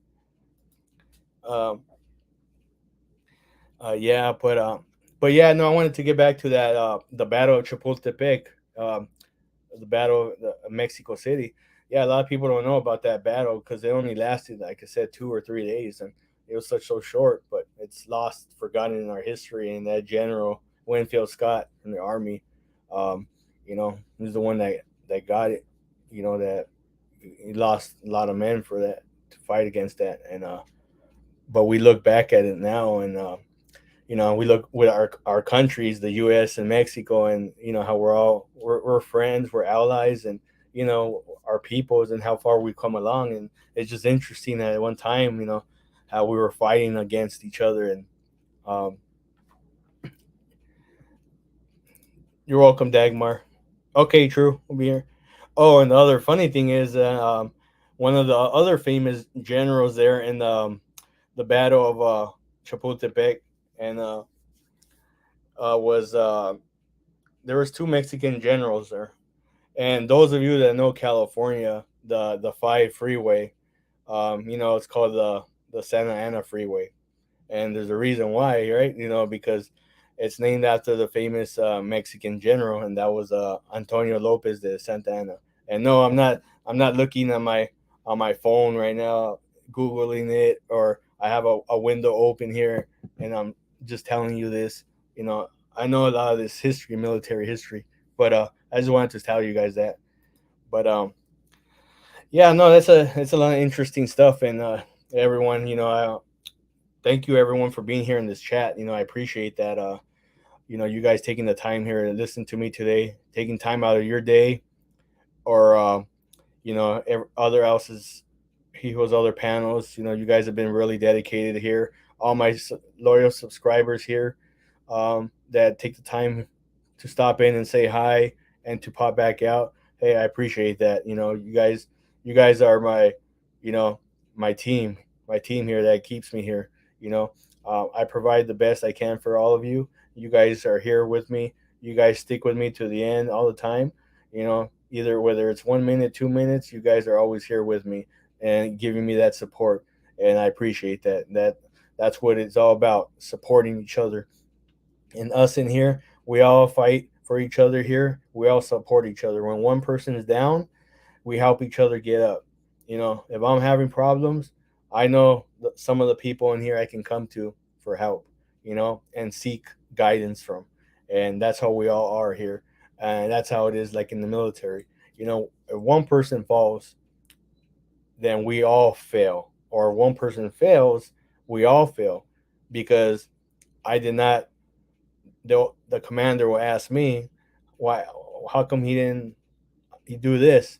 Well, it's gonna be on me, because as a leader, as a sergeant, I should be the one supervising him, ensuring it gets done. But at the same time, I'm not ensuring my junior supervisors, corporals, are getting the job done.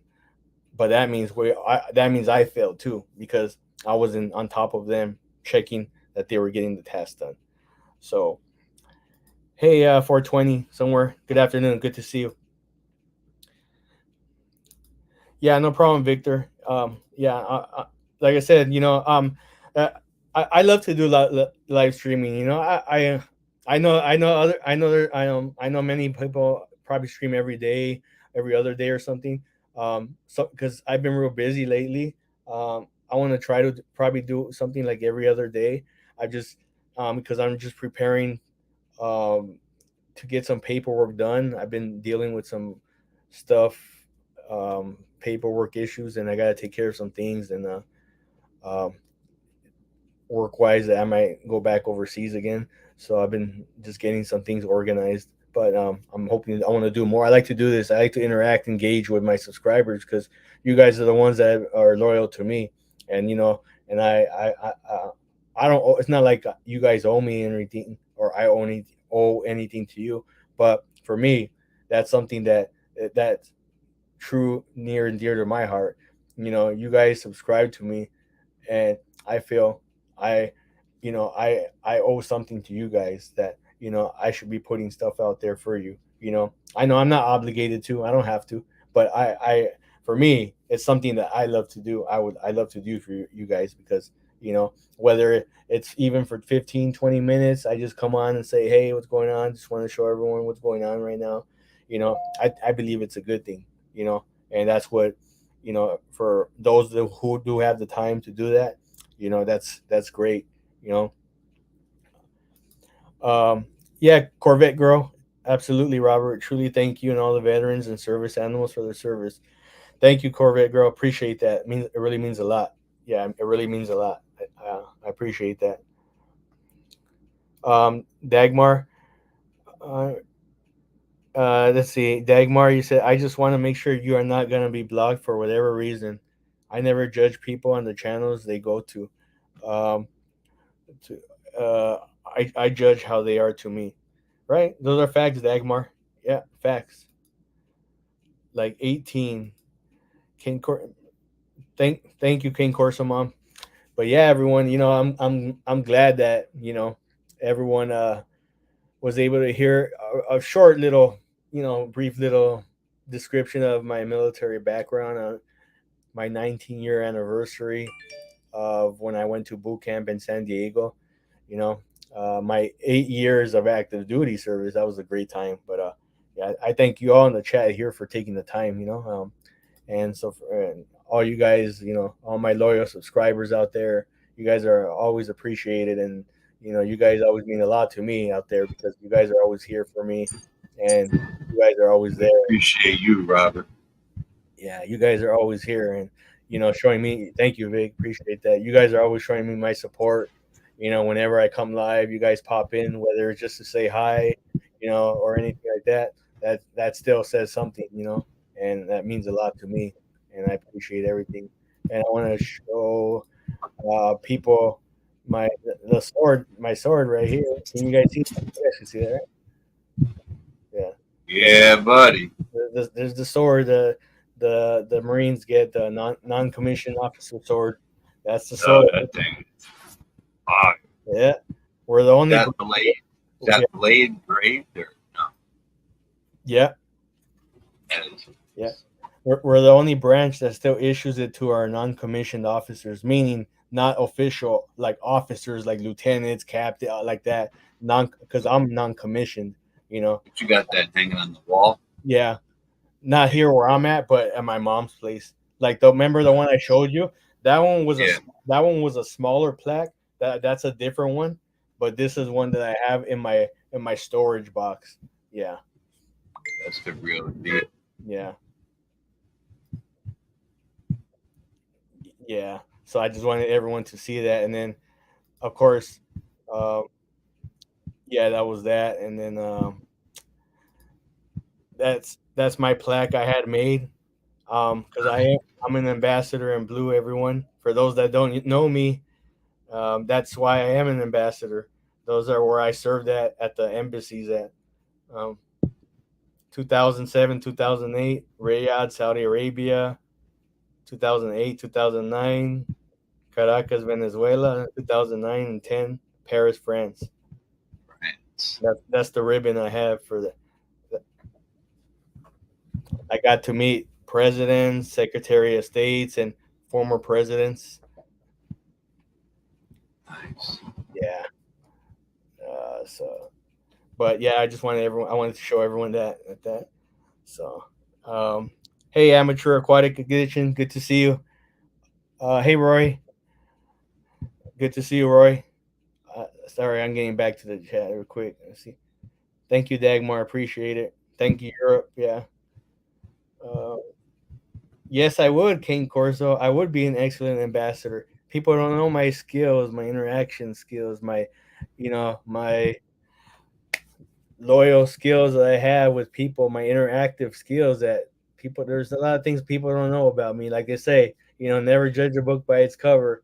Yeah, Right. but yeah, you know, and I'm one of those persons. I know how to get along with people. I know how to make people work with each other. And produce results, and that's what we need in the end. We need results, effective results. Yeah, that's right. Yeah. That's right, King Court. I am very diplomatic.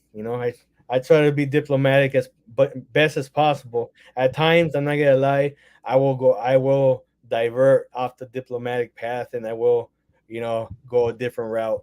But most of the time, you've seen me and how I am, and I'm pretty still diplomatic. Yeah, but I, everyone in here though in this chat that I know. Um, Oh, I wanted to ask you, Vic. There is this.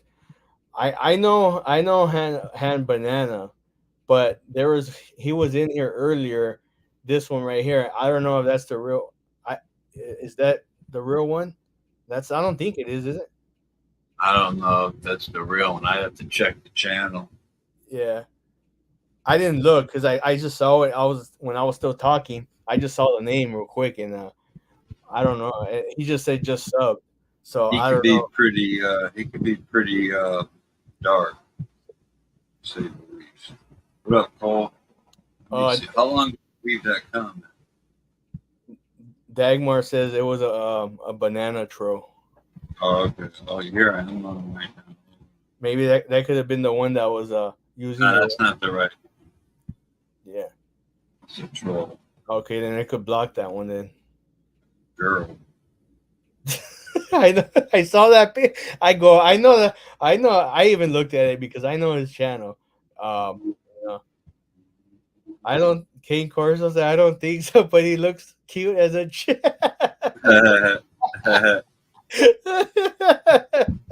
That's funny. He looks Wait, cute as a wait. chick. Dagmar said you said it was Hannah Banana. It was. I don't know. I blocked him. All right. Well, whatever, man. He got so many damn accounts. You don't know which one. Yeah, if it is him, then they need to come say Come under direct. your correct name. Yeah, yeah, Your correct account. yep, yeah. Just like you have honeybees and stuff. She always comes in, using honeybees or flower, but we already know who she is. So Yeah. She has real channels under those. exactly, real channels. Yeah, right. Corvette girl, once a Marine, always a Marine. But yeah, everyone, that's what I like when I have these good conversations like I did today. It's great to talk about the experiences because we all learn something from each other, and getting to talk about my life short experience in the Marine Corps and boot camp. It's not a lot. There's a lot more to go through, but I just wanted to give a brief overlay.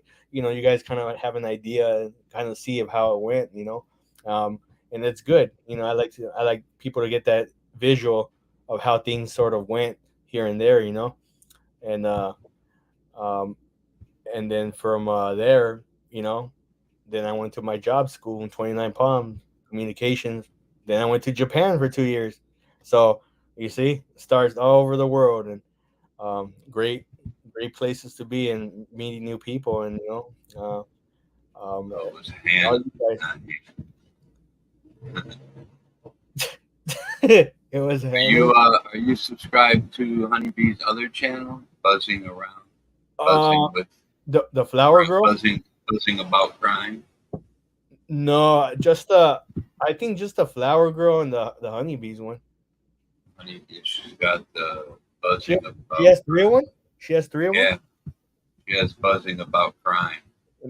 Buzzing about crime. Yeah, I think that's it. Oh, I'm writing it down right here. I'll look at it. Buzzing about. Yo, quick. I'm listening to the funniest thing right now, bro. It's Wabbit going at Teresa Fur on Breezy's panel. Go ahead. now? Go ahead, Dagmar. No, it's from a month ago when she came. She was mad at us and all, remember? And she made that live. He popped up on her a couple times. I'll send you the link. It's funny, bro. Yeah, you gotta listen to this, Vic. Shouts out to Breezy, man. She wrote a comment in my comment section, and she heard my video, and I'm glad that all the animosity is now gone. Yeah, but I still ain't rocking. Well, that's you, Vic. That's you. Yo, I gotta send you this video. This video is funny, bro. Want to hear it? Yo, he should have heard. Yeah, he said Teresa Fur. He said P word ass bitch. Oh, I did. I did hear that when he went up there. Classic. He kicked him. Thank you, Dagmar. Appreciate that. Yeah, shouts out to Wabbit. Buzzing around. Yeah, there's people that if you haven't subscribed to Honeybee's other channel, there it is right there, Buzzing About Crime. Dagmar just shared it. Yeah, that's a good channel. Yeah, but yeah, no, it's it's been boy, the time flies by, man, when you're having fun. 19 years. Whoever thought 19 years I'd be over here. Hey, I don't think Tommy's on Discord. Really.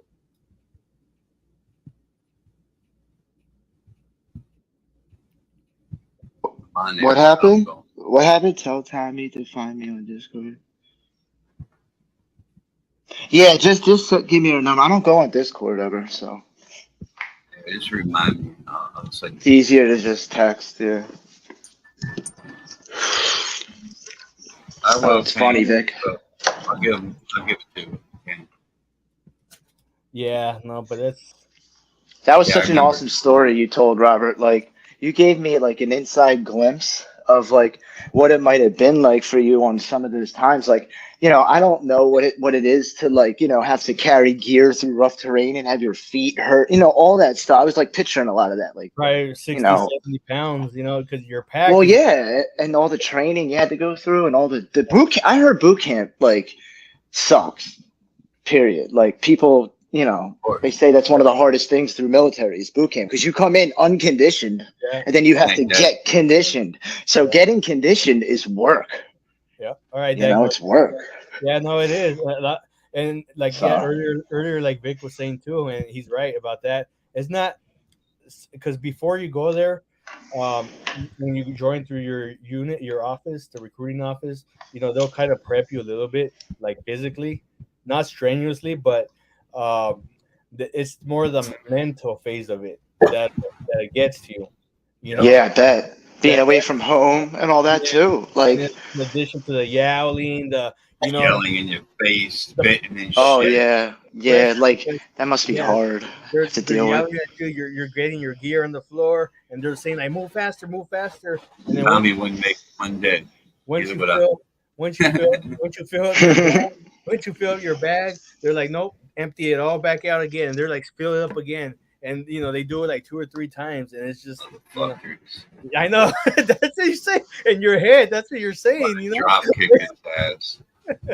Yeah, but they make you into the soldier you are. Like, there's a reason why they're doing these things. Like, they've done this for so long. They've trained armies. So these are like procedures that probably have been changed a little bit here and there, but they've been done for so long. Right, King Corso, Mom. That's Navy a fact. SEALs got it even worse, boy. The Navy SEALs go. Isn't that one of the hardest training? Is Navy SEALs? The SEALs is one of the worst. Yeah, they're down there in Coronado. Yeah, Wow. They make them sit in that cold water, bro. Yeah. Man, Oh shit, I've seen that's it. crazy. Crazy. What about Green Beret? The Green Berets. That's like a special unit in that's the not Army. The Army one. Yeah, I Now, how is that hard? Is that like harder than SEAls and all that? No. The Special forces. Yeah. Like the Marines, like us, that we have the Marine Recon. Those are the special forces. It's still rigorous, but it's not as rigorous as the Navy. The Navy SEALs is the ultimate one. Yeah. Why is that the ultimate one? Like, what's the reasoning? Because they're the ones that are fast. They're the ones that are being They can go through any condition. They're sent into all. They're the ones that got Bin Laden. They do the real serious missions. Any special task ordered by the president at a moment's notice. Did you ever see that movie where they got Bin Laden? I forget what it was called. Zero. What was it called? Yeah. You don't want to fuck with the Navy SEAL. Yeah. Zero Dark 30, I think the name of it was. It was the name of the mission of getting Bin Laden. Yeah. Yeah.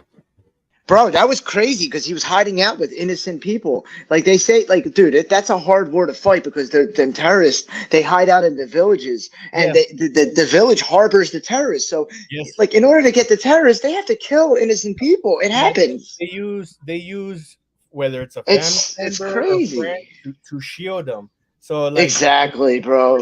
If it's a terrorist, bro, they got kids walking with suicide bombs. They don't even care. They'll put their wife or kid in front of them. They think they're gonna go to heaven anyway. That's what they're dying for Allah, so it doesn't matter. That's like what it is. They're going to paradise sooner, is what they think, and they really believe it. Sniper still put one in the head, man. Even if the kids in front of them, bro. they don't get the fuck. The American Sniper movie, that was a controversial movie because they said Chris Kyle. Some people said he was like a monster over there because he would I don't know, but he was a hero because that's a hard war to fight. That's a really hard General, bro. the funeral, the miles. Oh yeah, miles yeah. of- I seen the funeral. I seen the funeral. Remember the scene in the movie with the kid, and he wasn't gonna, but he did, Yes. and and the kid had a bomb. The kid had a bomb. Yeah. So it's crazy, man. It's crazy. Oh, But they're saying that there was a lot of kids like that he Yeah. killed over there. So I don't know. It's controversial, is all I'm saying. It is. No, it is. I mean, I think the war is a controversial war altogether. it is, and you know, I tell this to people. I go, look, you know, you can't say nothing when you haven't been over there, and by that I mean at that time when we were still in Afghanistan or Iraq. I go, if they're saying that accusing someone of killing innocent people, I agree with that. I go, first of all, who are you to make that judgment? I go, I really agree with know the situation that he was in. I go, what if it was Right. a terrorist that had a kid in front of him or a wife with a suicide vest? I go, you don't know what the situation is. I always said this right now, and I always repeated it to my commanders and stuff. I say, you know what? If I ever came across something like that, I go, honestly, me, I don't care less. I will fire away because they don't care about my life. So why should I care about? They don't care about my family. I have a mom, dad, brothers, sisters. So they don't care about me. I'm not gonna care about them. I told that to my commander one time, and he just looked at me and said, he just turned around. I said, I go care less. You could throw me in prison, but that's my mentality where I come from. Because if What'd your commander say? What did he say after you said that? He didn't say anything? he just looked at me like straight on, dead on, eyes on, and just turned around. Was it like a look? Was it a look of approval? Was it look? Kind of like to me, I took it as an approval. Otherwise, he would have. Okay, that's what I was asking. Was it a look of approval or was it like a look of disgust? Yeah, no, he didn't go like. No. Yeah, I was just curious. Just curious. Yeah, no, yeah. How do they throw the military in jail, though, Robert? Military prison when they create crimes over there. They have military court trial. They don't get tried by regular people. They get tried by the military. They have lawyers, judges, all that. No, the UCMJ, the Uniform Code of Court martial. Yep. The UCMJ, the universe. That's what A Few Good Men was about. Remember A Few Good Men? Tom Cruise played the lawyer. The uniform. That was in the Navy, though. That was Navy. That wasn't Marines. Yeah. Exactly. Oh, that was a great movie. Yeah. Oh, I love that movie. Jack Nicholson plays the general. Code Red. Remember the Code Red? They did the Code Red. Great movie. You can't handle the truth. I want the truth. You can't handle the truth. That was my favorite part of that movie right there. Oh, it's a great movie. Stripes was funny. Stripes was good too. Demi Moore was so sexy in that movie with Tom Cruise. She played the lawyer in that movie too. God, she's so hot. Well, I like D.I. Jane though, the one with her. Man. That one. Yeah, and she was fit in that movie. She was bald headed, but she was fit, man. Her body was solid. It was like, man, I seen her more solid as a rock than the other guys. That was messed up when Chris Rock said G.I. Jane 2, don't want to catch it or something and got slapped for it. Yeah, Roy, that was awesome. He's talking about Will Smith's wife, Jada Pinkett. He said G.I. Jane 2, can't wait to see it. He went up there and smacked the shit out of him and said, don't disrespect my wife. Oh, that's funny. Yeah, that was funny, man. But yeah, no, it was like I said, man. These are, it's just some people, don't understand, and like I said, you can't speak unless. I just sent you Kane's number, Tom. All right, Vic. Thanks. Nothing hotter than Kane Corso. Nothing hotter than a really built chick with muscle tone that's tough as hell. Yeah, those are facts, Kane Corso. I'm not gonna lie. It is. She looks so good. Facts, yeah, facts. So, and then I saw her in Disclosure. She was even hotter in Disclosure because she seduced Michael Douglas, and he had to resist her. And man, the way she seduced him, I was like, oh my God, how did he resist that? I mean, damn, like she was really putting the pressure on. I can't believe Sinead O'Connor passed, bro. She was young. When did she pass? The other day. Oh, I didn't know She was that. only, yeah, she was only in her 50s. Oh, that's fun. Roy. It's horrible. Demi Moore is sexy. Yeah, Demi Moore was the shit back Yeah. in the day. I don't know what was the last movie she G.I. made. Jane, I don't even what was the last movie she made. I don't remember. I don't remember. I don't remember. Probably one of them G.I. Jane ones. Yeah, that's one. Yeah, no. Her and what's his name were together for the longest time, man.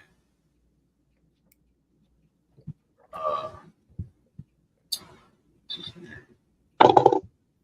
My bad.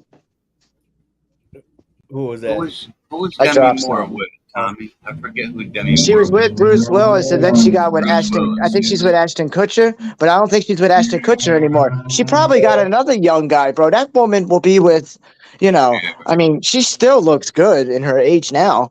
And back nice then, oh truck. my God, bro, she had a body. Dude, remember Striptease, the movie Striptease? She played, oh Yeah. my God, bro, that You know, movie she was one of did. my faves. She For was real. down here in Miami training for that movie, Tommy. She was Yeah, in for real. nightclubs down in Miami. Yeah. Yeah, Yeah. I bet, bro. That was a good movie. She has a lot of good movies, bro. She's a great actress. Roy, The keep my dancers mouth. taught her a lot of shit down in Miami. You know who else I liked? Elizabeth Berkley. She played Jessie Spano in Saved by the Bell, and she was in Showgirls. Stuff And true. I'll be man, right was back. she hot in that one.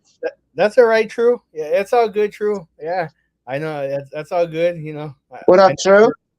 Yeah, that's right. That's okay, True. I know you're busy. You popped in earlier too, so that I'm happy. You know, you popped in, so I appreciate that. Yeah. But someone told me they said they saw you in Silly Wabbit's channel. Just messing with you. Yeah, what you doing over there, man? You're supposed to be over here.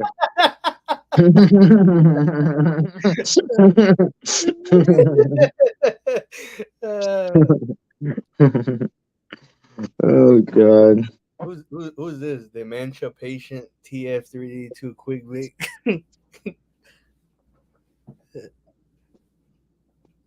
I don't know that is. Mikey, you are pretty. I'm just trolling.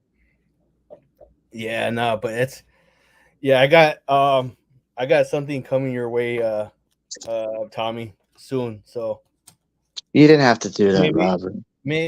maybe tomorrow or something. You do too much nice stuff for me. I really feel bad because I can't always I don't reciprocate. feel bad. I don't feel bad about it. No, but I do. It makes me. I don't want to say it makes me feel bad, but I want to do something for you. Nah, I don't got your content. That's great enough, man. I love that. I love your stories too, man. I love hearing about that. Like the other day, I told you about the Italians. And, I love hearing about that stuff too, because some of that historic stuff I never even knew about either. Like you were talking about the phone, how Alexander Graham Bell stole that from the Italian guy. Yeah. I never even knew that. I didn't even know that. Yeah. So I look it up. True. Yeah. Wow, that's amazing. I didn't know that. Yeah. But I learned a lot of stuff from you, man. So that's all it is, man. We're just here having good I'll learn from you too, Robert. We're just having good times here as always. Yeah. I try to come on as much as I possibly can. I know. How long are you going to be in California for until you have to go back? Do you going to have to go back? Maybe it might be September, sometime in September or October. This time it might be back to Japan. Oh, Japan, huh? I would love Japan, man. Whoa, Japan's awesome, bro. Yeah, it really is. I mean, that's where I started my career in 2005. Yeah, and so I know that island. It'll be Okinawa. It won't be mainland, but it would just be Okinawa. But I know that island off the top of my head already. Yo, I'm dead. Yo, that's always crazy. Cane Corso, that's insane. Good to see I don't like the name, but the avatar is funny. Oh, that one, right? Change the name, but the avatar is A-okay. Yo, Vic, look at your body, bro. Make sure you pull your shirt up for people. Is it this one right here? Yeah. Yeah, these fucking trolls are crazy, man. Oh man, they're So infiltrating. at the end of my streams, I go into my block list because I don't see a lot of the shooting that goes on during the chat because I be talking and I don't really see it on the StreamYard side. You have to watch the YouTube to see people getting blicked like that. Yeah. And so I'll go back and I'll look in the block list and man, there's like just like at least like 80 trolls like almost every night, bro. Yeah. Okay. The other night there was like 69 of them. I'm like, yo, 69. It landed on 69. It was funny. And the names, bro, the names, they're like they're such horrible names. Like some of these names I couldn't even say like on your show because they're like that disrespectful. Damn. Like, Damn. yeah. Yeah, true. It's all good. It's all good, true. Yeah, get some rest, man. Yeah, I want a new emoji, True. You do that. I'll try true in Spanish. See, descanse is true. Descanse. Everybody's blue in True's chat but me. I'm the only one that's green. Can't drop no links. Can't check no one's channel out. Can't do nothing. What's up, y'all? What's up, lady? Salute. Hold on. That's funny. What did you say, Tommy? I was saying True. No, you said you can't drop. You said you're not links. Huh? You can't drop links. Oh no, it was just a joke. Like when you don't have when you don't have a wrench, you can't drop like links in the chat. I thought I gave you a ring. No. I'm talking about True's chat, not your chat. Oh, okay. Oh, Nah, you good, Robert. You're a real one. It's only True that doesn't give me the wrench. He's gonna be mad. But I'll give everybody else the wrench. True, he's gonna pop up right now. Pop up. Nah, he ain't popping up. He's hooking up his new bed. He's hooking up the water system to his new bed. My man's got a whole filtering system for his bed. The water bed, man. Yeah, man. This dude got an aquarium in his water bed. Who does? True? Yeah, he's got fish. He's got fish swimming around his water bed. You saw your picture right here? What?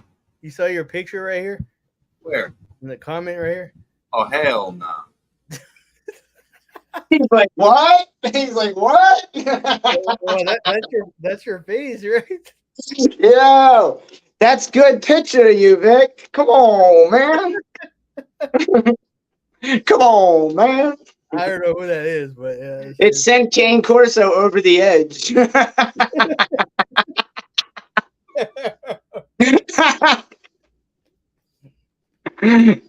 Shout out to the names, B. Yo, this dude's weird. You're weirdo.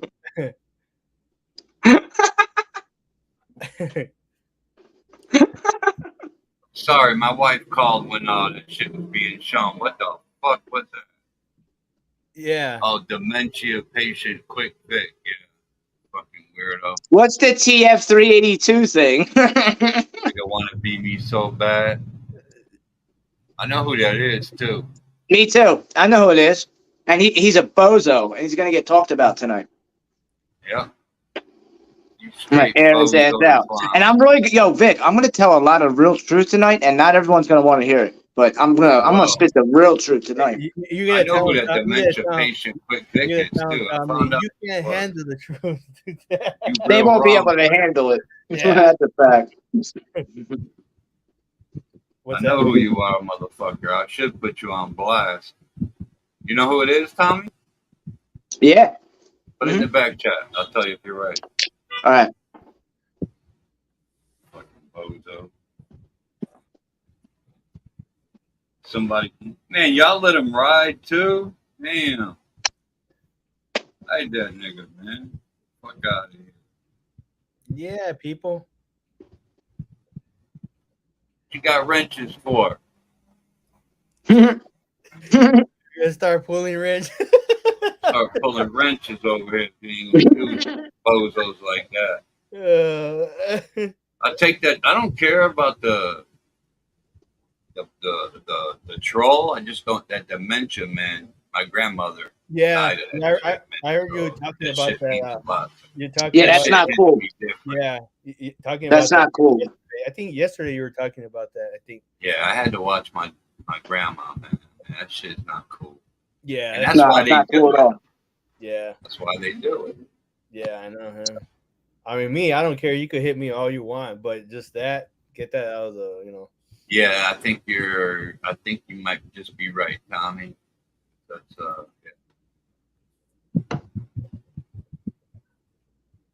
I am right. how do you know? You 100? I'm pretty damn sure. Just like that other one. Remember the other one? Probate butt. No. Well, I know that one, but I definitely know that one. But I'm saying no, the other one. Your wife's name. I know who's doing that too. Yeah, yeah. yeah. Same dude. Same Earlier. freaking dude, bro. That's Bunzio doing that shit. Bum That's Zio. what I said. Bumzio. Straight bum Zio. Zio. Yeah, that's He's a not. straight fucking That's bum. not right, man. That shouldn't be. They Fucking shouldn't be kid. doing that, bro. Fuck out of here. Nah, man, that dude, he's really cold hearted, bro. You know all that Kid's shit been he did to asked to Rabbit's be put on kid, this making planet. fun of Dave's mouth, dude. He made fun of Samurai stuttering, bro. That dude's got a cold ass heart, Yeah, bro. no, I saw your Scumbag. I saw your Like post. he used to hunchback a Like, Yeah, fucking. Samurai checked his ass. Good. yeah, I made a yeah, whole that was video like, out of it. it was like 9 minutes. I think that most recent clip you posted. I think. Yeah, He once Yeah, said, I'm making highlights from my channel, all the good parts, and I'm doing one where Mike and Ladybug did their truce, and dude, that was a really dope conversation between the two of them. yeah. It just was, bro. I listened to it again today, and I'm so glad it happened on my channel. But then I let it all go to crap when I let certain people up, and it just went to hell, bro. Yeah. Yeah, And it's sometimes. my fault because I had control of everything. I could have removed them. Yeah. All right, hold on. You live and you learn. We got el señor en la casa. El señor, we got True in the house, people. Yo, could somebody explain to me what's gaslighting? It's Gaslighter?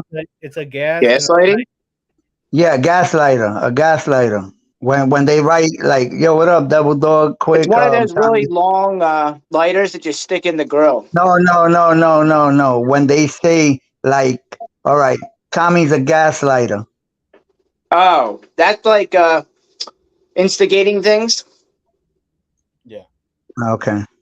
Instigating drama? That's exactly what I was gonna write on your shorts today.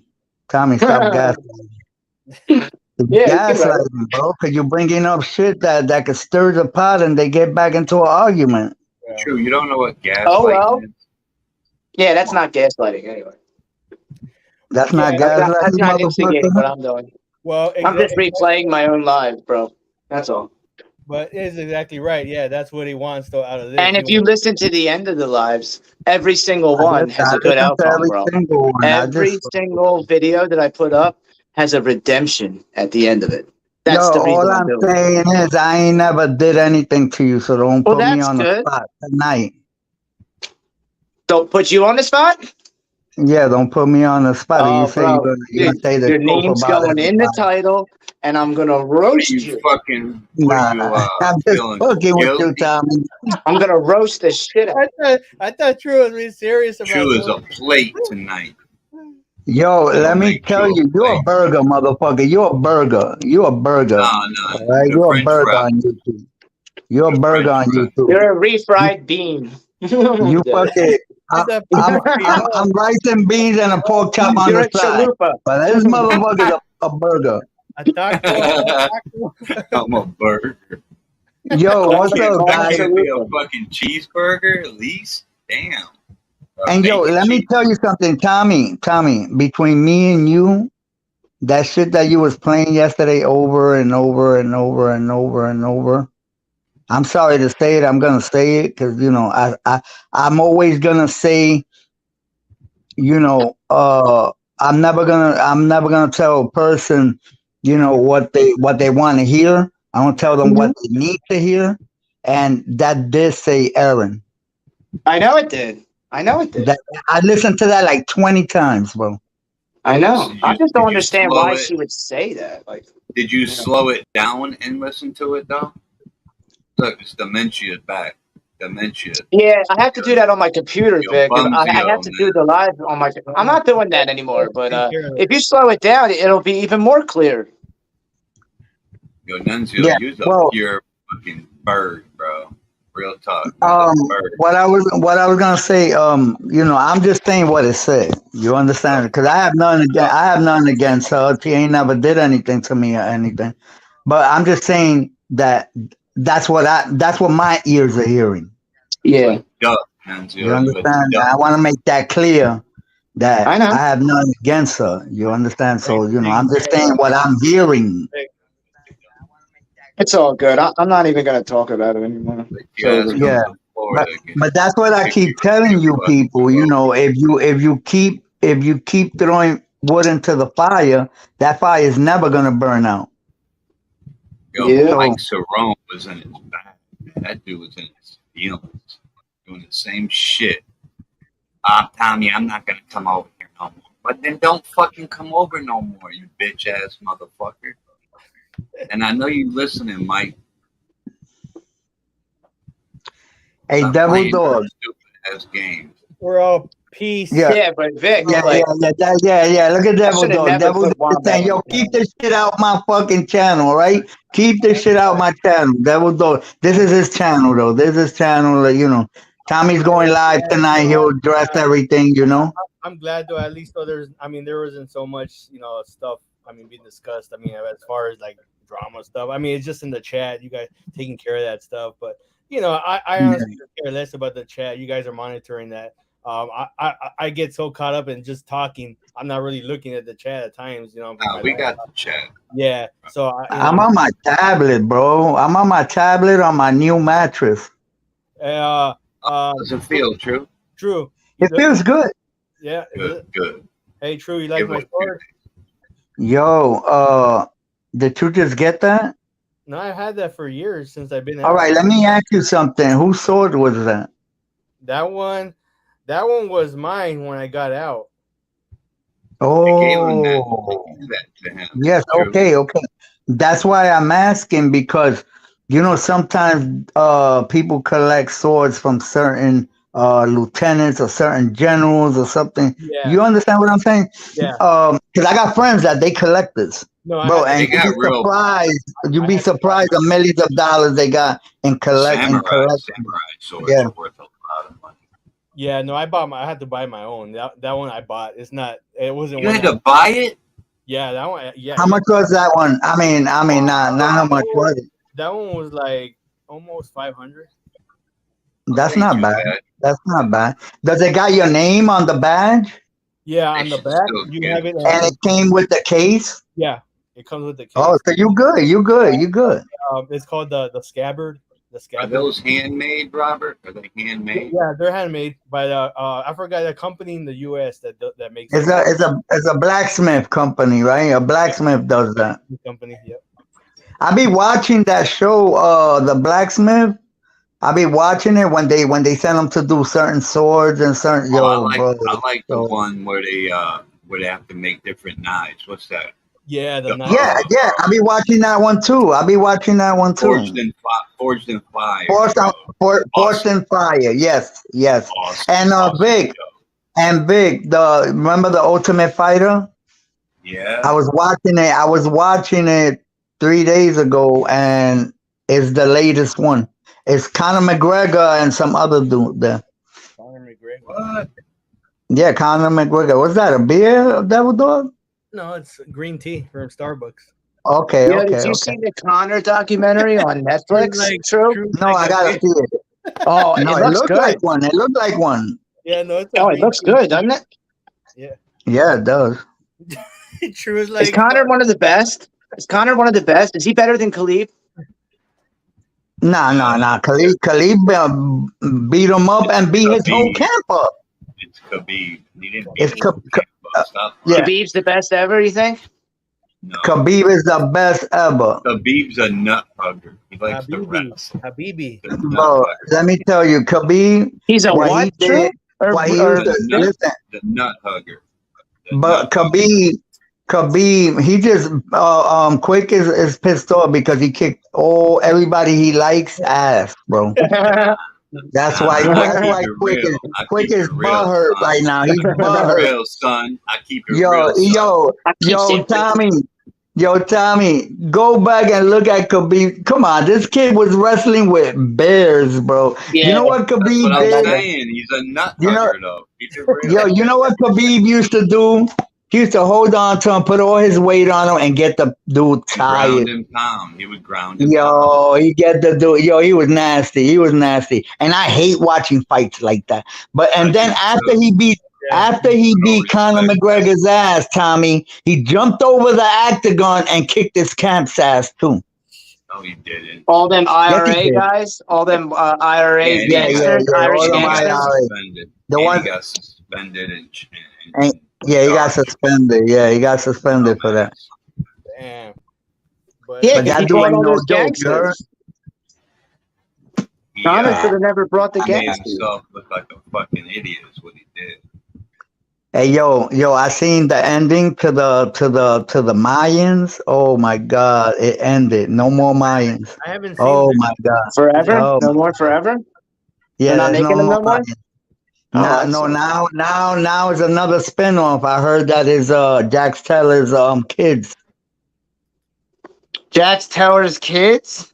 Yeah, remember What? Abel? The babies, the Oh, two are you babies. serious, bro? Yeah, they big. They taking over the club. Yeah. Oh my God! Well, they can't use Jax anymore. He's dead. Bro, the way Jax, why you put me Dude, on Jax solo, committed bro? Get suicide. out of here. I like the Yeah, he went out like a punk. Dude, He he went committed out suicide. like That a was punk. so wrong to do. I think in that Yo, show, the ending, Tommy, the ending of the Mayans. I was pissed. Oh With my that God, the ending is fucking crazy. And you know what's up? It's sad, but it ended, so good, bro. The ending was like, wow. The Mayans. I never seen that one. You never seen the Mayans, the motorcycle club? They're from Cali. Oh no, They I think Mexican. you're talking about the in person. I never seen them in person.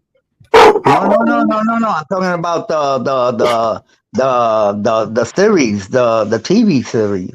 Oh no, not the series. No, I never seen the series. They don't have that. They have the Mongols. Well, you know, Yeah, if you the get Mongols. I thought you were talking about the Mongols. That's what I was thinking. No, the Mayans. The Mongols, they real in California.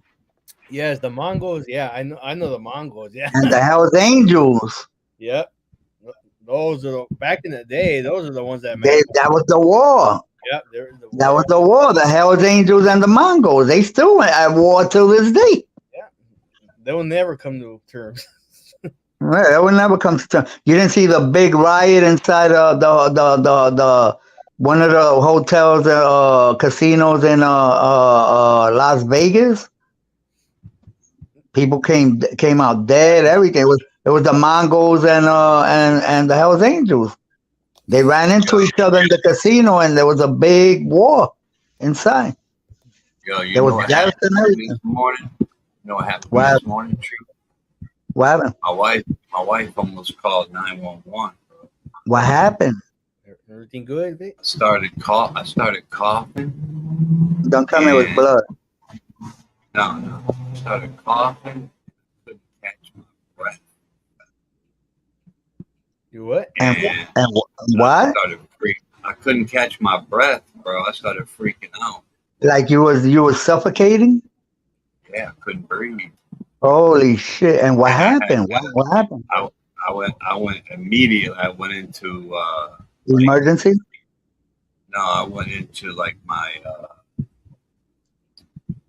what do you call it? My background in martial arts on how to control your breathing. You know what I mean? Oh, So yeah. I started doing Yeah, yeah. that. And it took about 15, 20 minutes before I got it under control, bro. That shit scared the fuck out Were of me. you having a panic attack? Were you having a panic Yeah. attack? No, Kudos. An felt like anxiety it. attack? It That's what it felt feels like like. that. It felt like that, but it was a coughing attack. I couldn't get my breath when I'm breathing. Well, Damn, bro. You gotta stop that- smoking, Vic. You gotta stop smoking, you know, bro. first of all, I was gonna say that.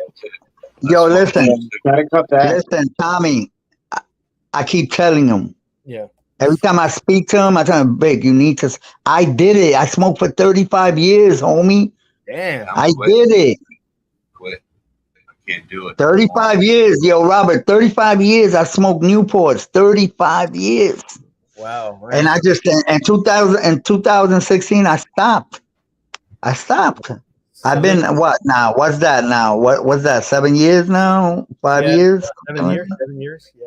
Let me see. 2016 is 7 years. Kudos to you. And he needs to stop, bro. He smokes too. He chain smokes, bro. I smoke a pack a day. Yeah, but that's a pack a day, bro. You know something? When the cigarettes went up to like, I think they were like $6 or something like that, or 5 something. I said, wait up. The carton at that time was like $50. I said, look, I can't be doing this. This is I'm smoking a carton a week, and that's $200 a month that I could put away. Yeah, right. You do the math and everything. You understand? You need to stop, bro. Yo, you got a family, bro. You got a family, bro. You know, when I go into those attacks like that, like you're talking about, it's my anxiety. I suffer from anxiety. That's why sometimes when I'm doing my lives, I'm like, I watch myself. And if you see me turn, like a lot of times I don't say nothing. You know, it's not constant. But when I turn the camera off and I go into avatar mode, it's because I be like,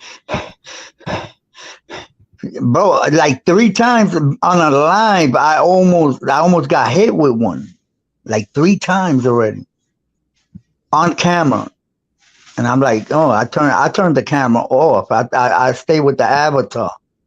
You understand? You got to watch yourself. You got to watch it.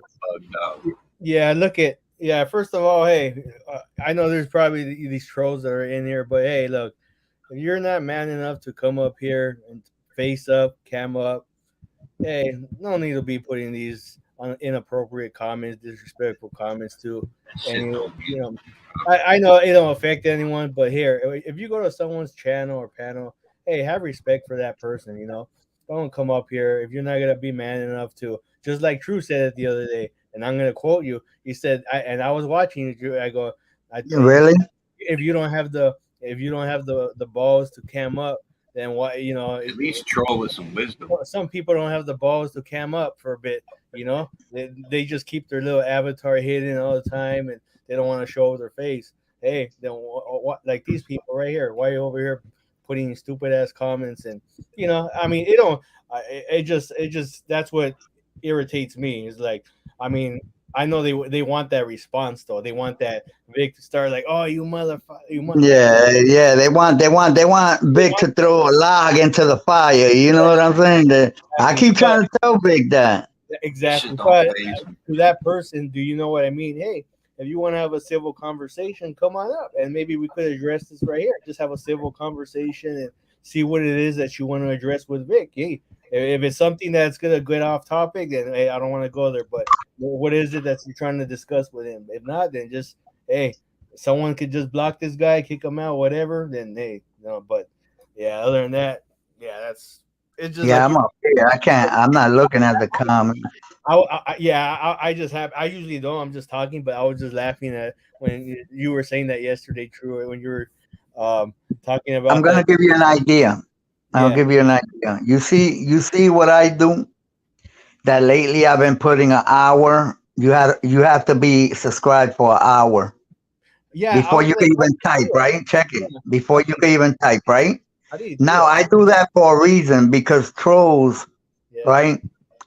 They don't want to wait an hour to be able to type. And right. then when they do wait an hour to go type, I send them straight to, I block them.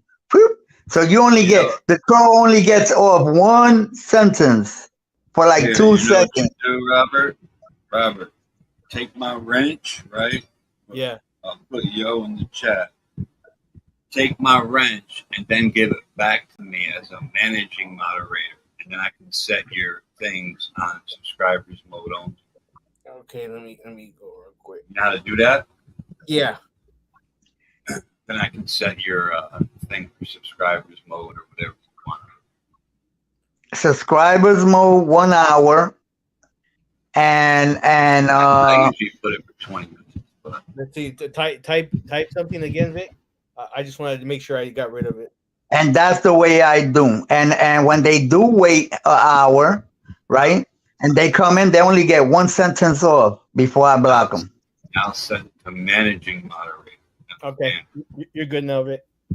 So that's why that's what I do. And not only that, you know what it is, Rob. Yeah. I'm gonna be honest with you. Is Big and Tommy? They got targets on their back right now. Yeah. No, So they're gonna follow them. It ain't you. It ain't me. right. You understand? Is Big and big. I, listen, I don't know why. You understand? Because that shit they should have let that shit go a long time ago. But they just keep persisting Yeah. on Vic and fucking with Vic and with Tommy. You understand? I know Because they went back. They went back to Vegas Valley and made a truce. And these people are upset. So that's why they got targets on their back. So I want you to know that the trolls ain't here for me and you. Right. You Oh yeah. understand? I know. They're after them. And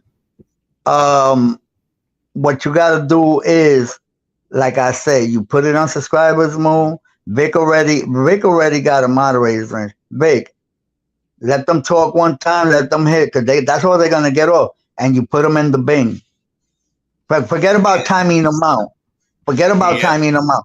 Make them go create another account and wait another hour just to get one sentence off. They get tired of that.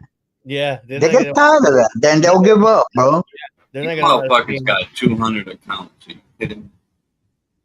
Yeah, but that ain't nothing. You block all of them. I had 700 trolls on my when I started. I had 700 trolls in my YouTube why me pin. Are you Yeah. Why serious? me? Why me? Why me? Why me? Why you put me in there? Why? 700. 700.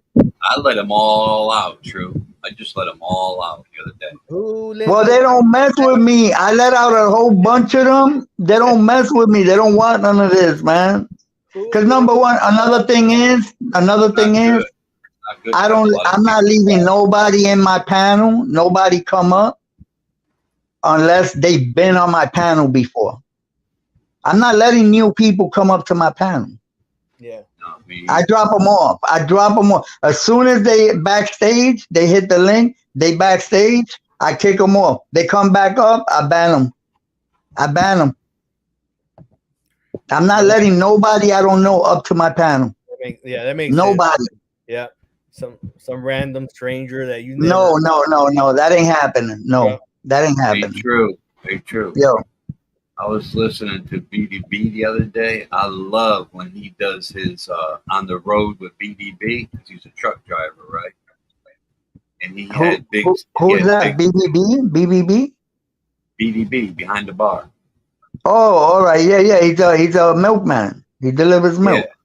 Yeah. When he does a show on the road, bro, listen to his shit, bro, because it's so what do you talk? It's a learning experience, bro.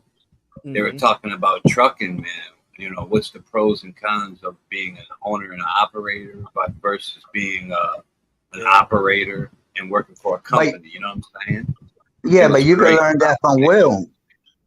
Yeah. No, but I heard a lot about what Will has to go through being an owner operator. You know what I mean? Because he's the owner. That's why. But that's why he got 2 trucks. One breaks down, he takes out the other one.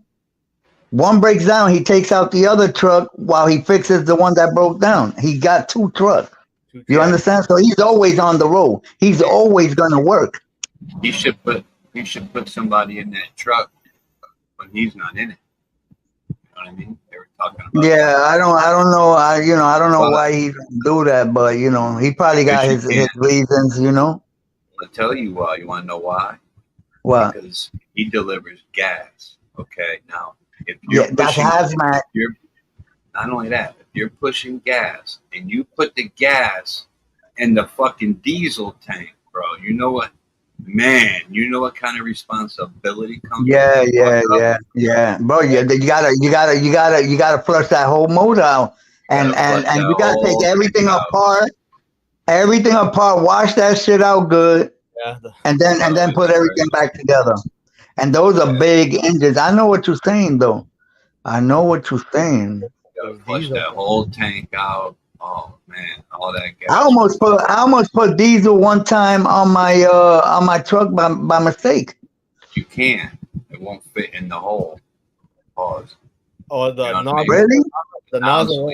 Yeah. Won't fit. It won't fit. Okay. It won't allow you. No, because I picked it up. I picked up the nozzle. I didn't go in and put it. I picked up the nozzle and then I realized that it was green. I said, "Oh shit, this is diesel."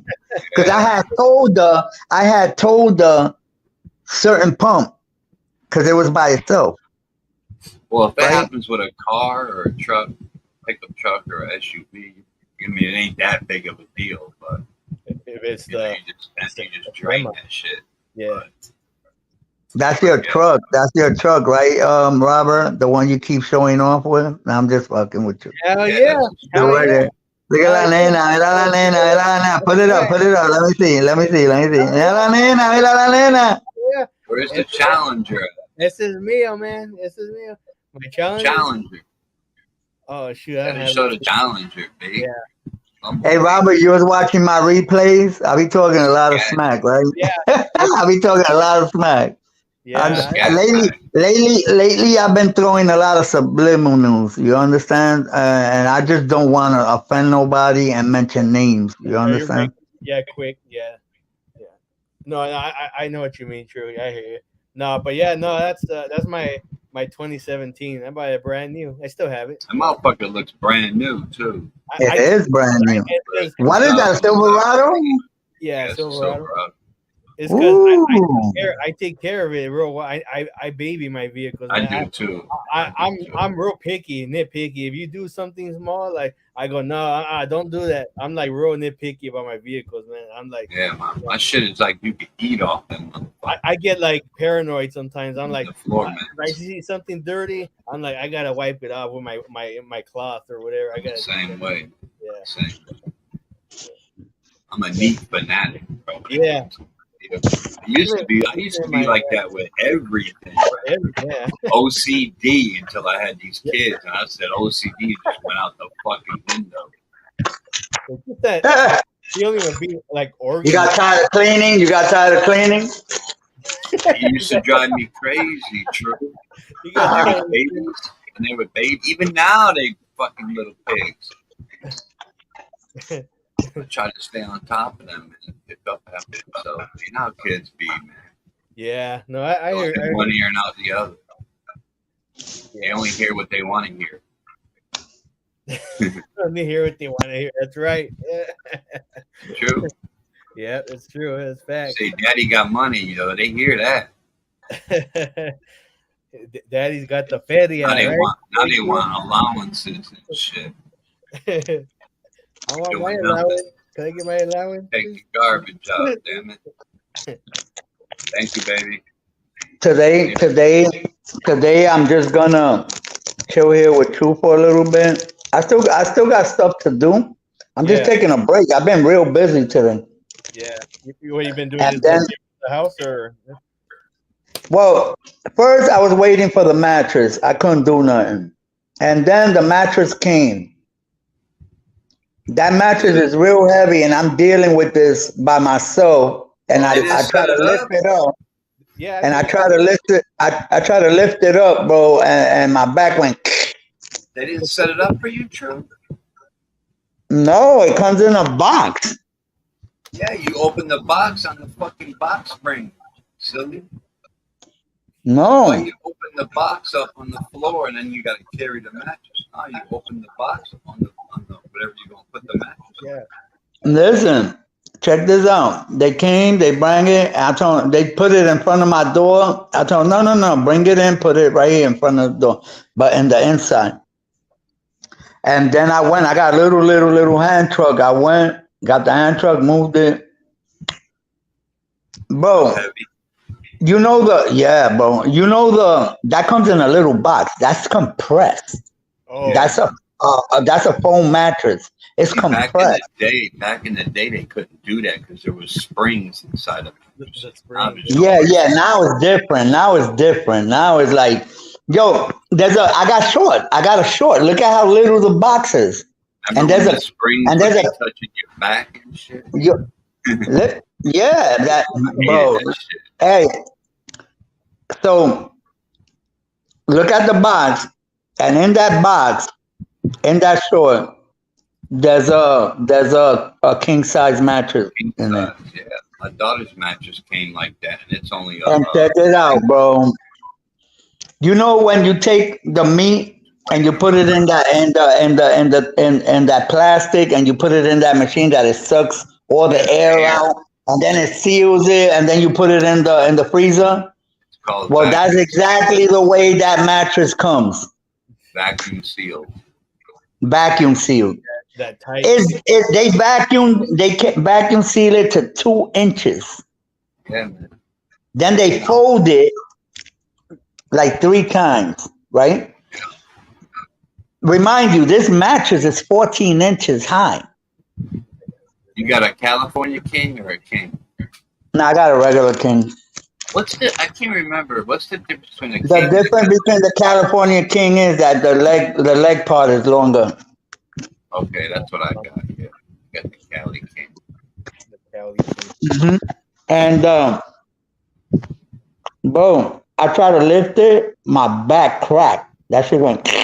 I went and it's hurting me right now. Damn. It's because your bones are rotten inside, bro. Getting old. Don't make me bring up the dementia shit, bro. Don't make me do it because you be forgetting shit. I forget everything. I know. That's why I was. Yo. We both got that, bro. We both. Yo, me and Drew got I forget shit. I forget. I ain't gonna lie. I forget shit. I forget. But that's just us, you know. We just forget. It's not, nothing because of that. It's just we do a lot. We're doing a lot of things. We're talking a lot every day, but sometimes we forget a lot of things. Yeah, we forget. So I'm supposed to do the grass in the front, but I'm waiting till like about 6:38 right now over here. So I'm waiting like maybe It's getting dark. 8 Drew. o'clock, huh? It's getting dark out. Oh, there's No. a whatchamacallit on my fence right now. I wish y'all could see this. One of those lizards, True. Salute to the 3 people in the chat. Thank you all for being here. That's 3 people. Appreciate you all. That's 3 people. Thank you all for being here. Appreciate you guys. That's all we need. Us 3 right here. That's all we need. Los tres amigos. Los tres amigos. You want me to dance it? You want me to dance it for you motherfuckers in the chat? Live right here on camera. Hit my fucking cash app. I know, right? Hit the cash. The cash app. Yeah. Yo, Lori Rose. Seriously, bro, I did that joking around. I put the panda up and it said, if you want to see the human panda dance, hit the cash app, $10 cash app, and I'll dance. Lori will do it. And she came out of left field, bro, almost when the show was over. So didn't Chicken Butt. Yeah, And chicken butt, but chicken butt said, you don't have to do it. You don't have to dance. Yo, I was without breath. I only danced for like a minute, and I was like, I was like Vic this morning.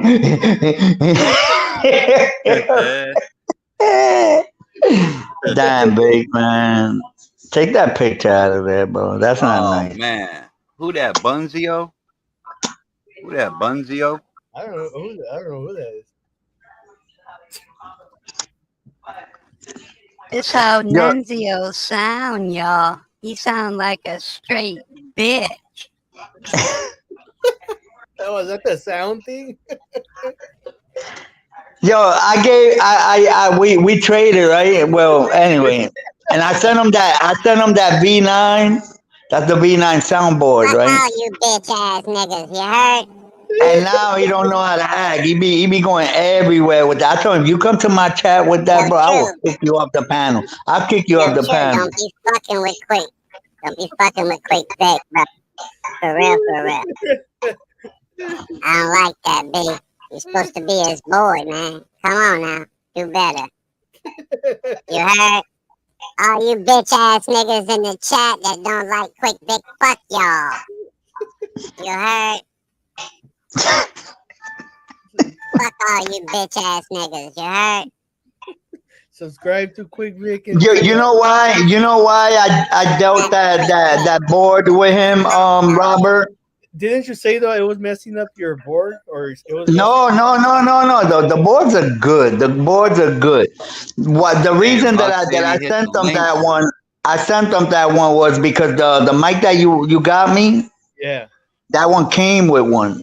Oh, okay. But the one I gave him, the one that I traded him, that Yeah, one true, is look better out. than the one than the one I got. Cause that's the V9. I got the V8. But I say, you know why I traded him? Cause I could have just dealt him the V8. But the V8 is smaller. And I just like it smaller, más recogidita, and more space on my table. You understand? Yeah. So that's why I gave one. But I'm planning to get a real good one. But that's a lot of money. That's a lot of money for those boards. Yeah. That's funny though. I like it. It's funny to hear like you get this little laugh out of it. Yeah, Well, you better laugh on his channel. I got your mic set up right now, Robert. Which, the one I got you. Yeah. Oh, it works, no problem. Works great. Yeah. Soundboard, yeah. Yeah. The Well, 3.5. for the soundboard, you need a 3.5 jack. You can't use USB. That's You what can't use Robert got me. That's what Robert Yeah, got you me. can't the use 3.5. you cannot use a USB mic on those boards. It won't fit. It doesn't have a plug. It doesn't have a jack for you to plug in a USB mic. Or like the port, whatever to put it in. It's the Yeah, the round port. one. It doesn't have the USB ports. Oh, It only got You gotta have the 3.5 jack. Oh, okay. Which is the round. Which is the round plug, you know what I mean? Yeah. Like the one we used to use back in the days on our phones. Yeah. That plug. That's cool, man. That's Yeah. awesome. But, Yeah.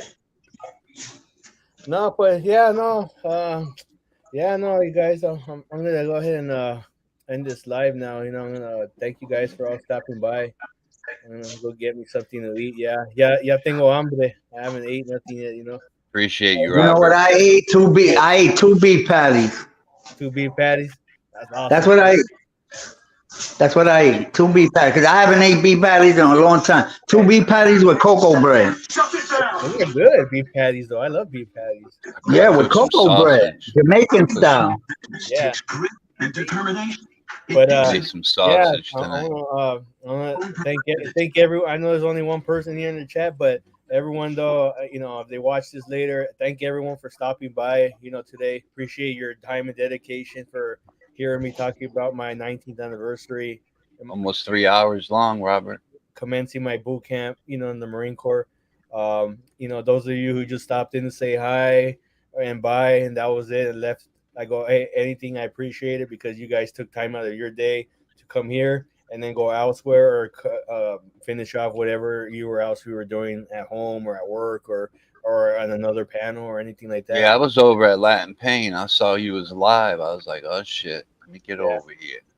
Yeah, no, I said, and I saw True said he was at Mr. Bunny's channel. So No, I didn't. I wasn't over there. You crazy? I don't go over there. I don't go. I was just messing with I you, don't True. go. I don't go to those drama channels. Them drama channels. You can't learn. Yo, listen. Who's I'm Mr. not Bunny? going to nobody's channel unless I'm learning something, bro. I know, If they're True. gonna talk, they're gonna be talking smack back and forth. I'm not going. Oh, I'm I not got you, entertaining that. Mr. Bunny. Mr. Bunny. Yo, I'm out of Robert here. Fuck called you. him I'm Mr. out of here. Bunny. Fuck you too. Fuck you too, motherfuckers. I don't gotta take your verbal abuse. Exactly, right? True bounced.